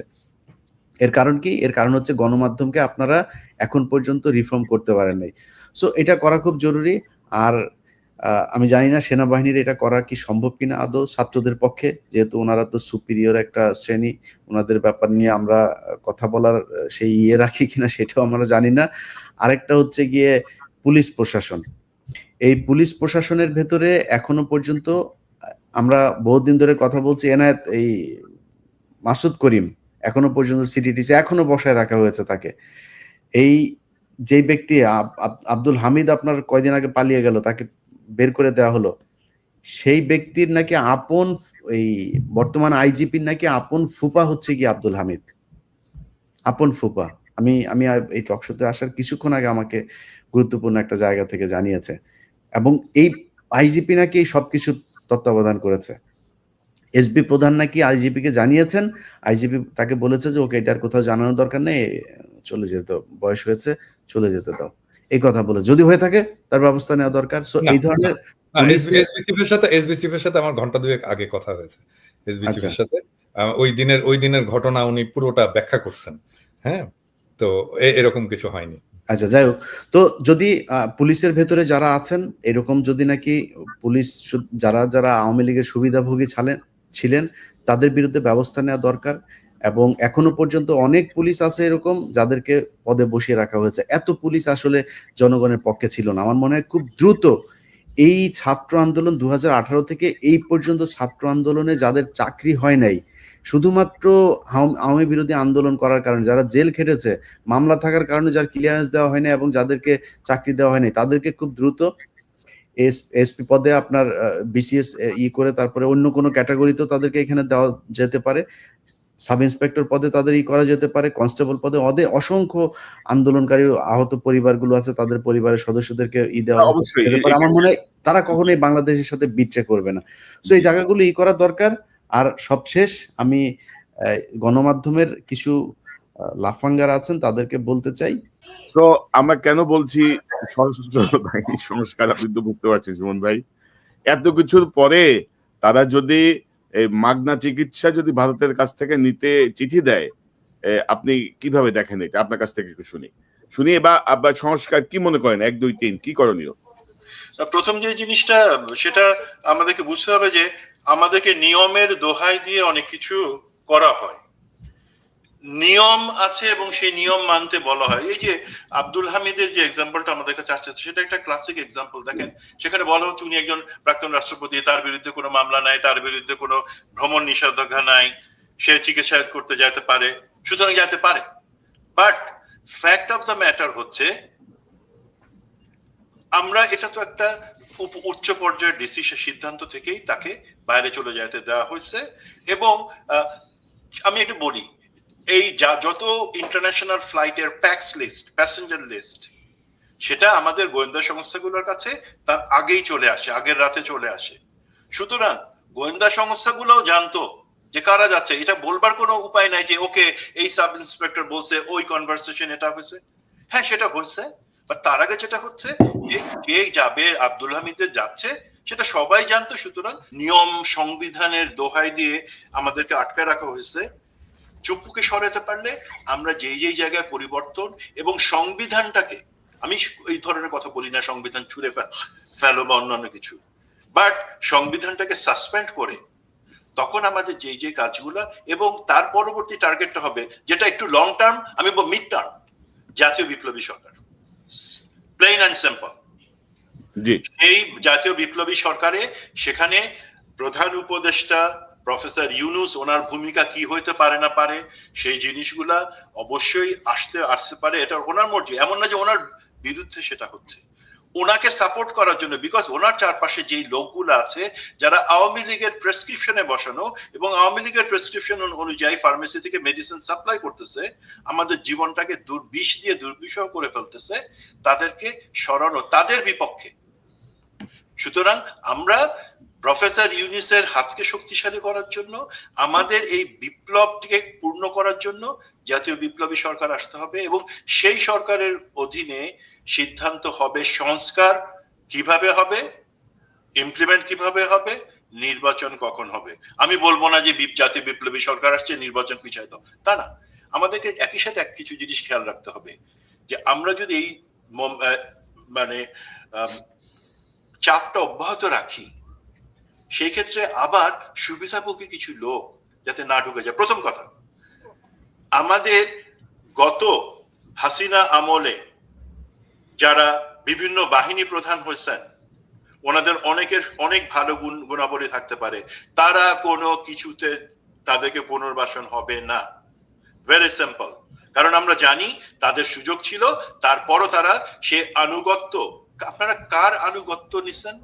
ভারতের আনুগত্য অ্যাকচুয়ালি নিছেন। কার বিরুদ্ধে কাজ করছেন? দেশের জনগণের বিরুদ্ধে কাজ করছেন। তো তাদেরকে পুনর্বাসন যে আমাদের পরবর্তী জাতীয় বিপ্লবী সরকার বা যাই কিছু হোক না কেন, সেখানে অবশ্যই করা যাবে না।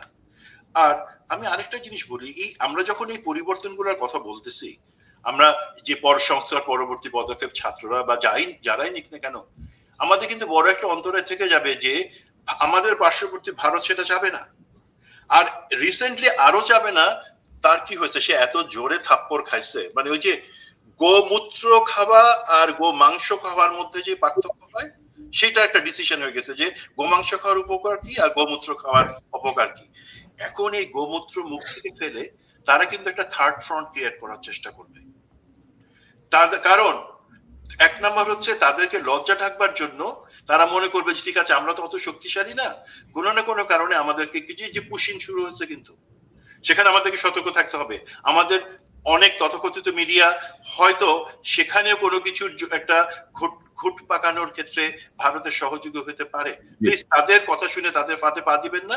এবং একই সাথে আমাদেরকে খেয়াল রাখতে হবে যে এই চেঞ্জ গুলা যেটা অ্যাকচুয়ালি হাসিনা বা ভারতের স্বার্থের বিপরীতে যায়, যেগুলো আমি বললাম, সেগুলো তারা প্রতিহত করবার জন্য এবং একই সাথে তাদের যেই রাস্তায় ধুলার মধ্যে পড়ে গেছে সেখান থেকে একটু উঠবার জন্য তারা আমাদের সাথে কিছু একটা করার চেষ্টা করবে। সেখানেও একই সাথে আমরা সবকিছুর দিকে আগাবো, বাট আমার পাশটাকে, ভ্যানটাকে গার্ড রাখবো। এটা হচ্ছে আমার চাওয়া। সুমনদা, আপনাকে ধন্যবাদ। পিনাকিদা, চুপ্পুকে সরানোর একটা কথা আসছে, মিডিয়া সংস্কারের কথা আসছে, এবং সুমন ভাই যেটি বলছিলেন যে আওয়ামী লীগ আমলের সুবিধাভোগী যত বড় সেনা কর্মকর্তাই হোক বা যত ব্যক্তি যেই ব্যক্তিই হোক, তাকে যেন কোনো ফরম্যাটে পুনর্বহাল না হয়, প্লাস বিপ্লবী সরকারের কথা বলছেন। পরবর্তী সংস্কার আপনার বিশ্লেষণে কি? না, আমি তো বললাম সংস্কারের প্রসঙ্গটা তো বললাম যে পরবর্তী সংস্কার কি, কিন্তু এখন আমার ইস্যুটা হচ্ছে যে এই যে আওয়ামী লীগ নিষিদ্ধ হলো, এরপরে কি করা উচিত আমাদের, এই ইস্যুটা আমি আসলে এই প্রশ্নটাই জানতে চাইছিলাম যে এখন আমাদের কি করা উচিত খুব সলিড টার্মে। আমার যেটা প্রস্তাব সেটা হচ্ছে যে আমাদের আমরা যেমন জার্মানিতে ডিনাজিফিকেশন একটা প্রসেস চালু হয়েছিল, আমরা যদি বাংলাদেশ থেকে আওয়ামী ফ্যাসিবাদের অবশেষটাকে ছুড়ে ফেলতে চাই এবং এটাকে অপ্রাসঙ্গিক করে দিতে চাই, আমাদের আওয়ামিফিকেশন একটা প্রসেস আমাদের শুরু করতে হবে, এবং এটা সরকারকেই করতে হবে। এটা ব্যক্তিগতভাবে করা সম্ভব না, এটা প্রাইভেটলি করা সম্ভব না। সো আওয়ামিফিকেশনটা কিভাবে হতে পারে? একটা হচ্ছে যে একটা সেল করতে হবে সরকারকে, যেখানে আওয়ামী লীগের বেনিফিশিয়ারি তো আছেই আগের রেজিমের, এখনো পর্যন্ত যারা আওয়ামী লীগের পক্ষে ব্যাটিং করে যাচ্ছে এদের একটা প্রথম তালিকা করতে হবে এবং তারা কি কি করছে সেই জিনিসগুলো বের করতে হবে।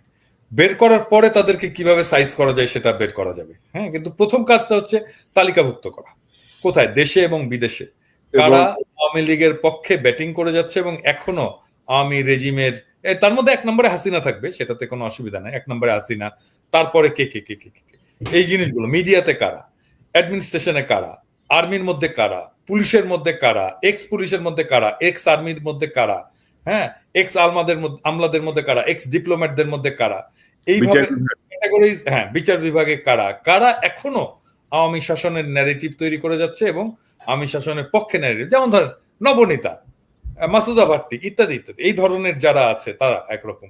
তারপরে ধরেন আওয়ামী অ্যাক্টিভিস্ট যারা অনলাইন করছে, যে এ টিম আছে, অমি পিয়াল ইত্যাদি ইত্যাদি, সুশান্ত, ডাক্তার আইজু ইত্যাদি। তো আমাদের তো ডাক্তার আইজুটা কে, এটা তো খুঁজে বের করা দরকার, যে এই আইডিটার পিছনে কে আছে, এটা আমাদের খুঁজে বের করা দরকার, এটা সিরিয়াসলি করা দরকার, এবং এটা একটা গোয়েন্দা অপারেশন করে বের করা দরকার যে এই লোকটা কে। হ্যাঁ, এটাকে বের করা দরকার, মানে আমাদের জানতে হবে যে এই মুখোশের পেছনে কারা আছে। না, আপনি এক কথায় কিন্তু পুরো বিষয়টা কভার করে ফেলছেন। মানে আওয়ামিফিকেশন যেটি কথা বলছেন, সেটা আমরা একটা তালিকা করেই যদি আমরা অগ্রসর হই, সকল করতে হবে না, তালিকা করলেই ঠান্ডা হয়ে যাবে। হ্যাঁ, তালিকা করে পরে আর কিছু করতে হবে না। আমরা তো যদি একটা তালিকা থাকে যে এরা হচ্ছে আওয়ামী লীগের লেসপেন্সার, এখনো পর্যন্ত লেসপেন্সারি করে যাচ্ছে, তালিকা করলে অর্ধেক ঠান্ডা হয়ে যাবে, বেশি কিছু করতে হবে না। এবং আজকে অসংখ্য ধন্যবাদ পিনাকিদা, মেজর সুমন, ইলিয়াস হোসেন। আমরা অনেক গুরুত্বপূর্ণ কিছু বিষয় নিয়ে আলোচনা করলাম। আসলে বিষয়গুলো এমন যে এগুলা প্রত্যেকটা নিয়েই আসলে 1-1.5 ঘন্টা করে আলোচনা হতে পারে, অনেক তথ্যবহুলই হতে পারে, বাট আমরা কিছু বিষয় নিয়ে কাজ করছি। আমি, ইলিয়াস স্পেশালি আশা করি আগামী এই সপ্তাহের মধ্যে হয়তো কিছু আপনাদের সামনে আনতে পারবো, কারণ সবার আগে আমার দেশ এবং দেশের মানুষ, কোনো দল মত সকল কিছুর ঊর্ধ্বে উঠে এই থিওরিতেই আমি, পিনাকিদা, ইলিয়াস আমরা কাজ করছি। এবং আমাদের এখানে যারা অতিথি হিসেবে আসেন তারাও আসলে এই মানসিকতাই পোষণ করেন, সবার আগে দেশ, নিজের স্বার্থ বা অন্য কোনো দলীয় স্বার্থ বা অন্য কোনো ব্যক্তি স্বার্থ আমাদের মধ্যে কাজ করে না।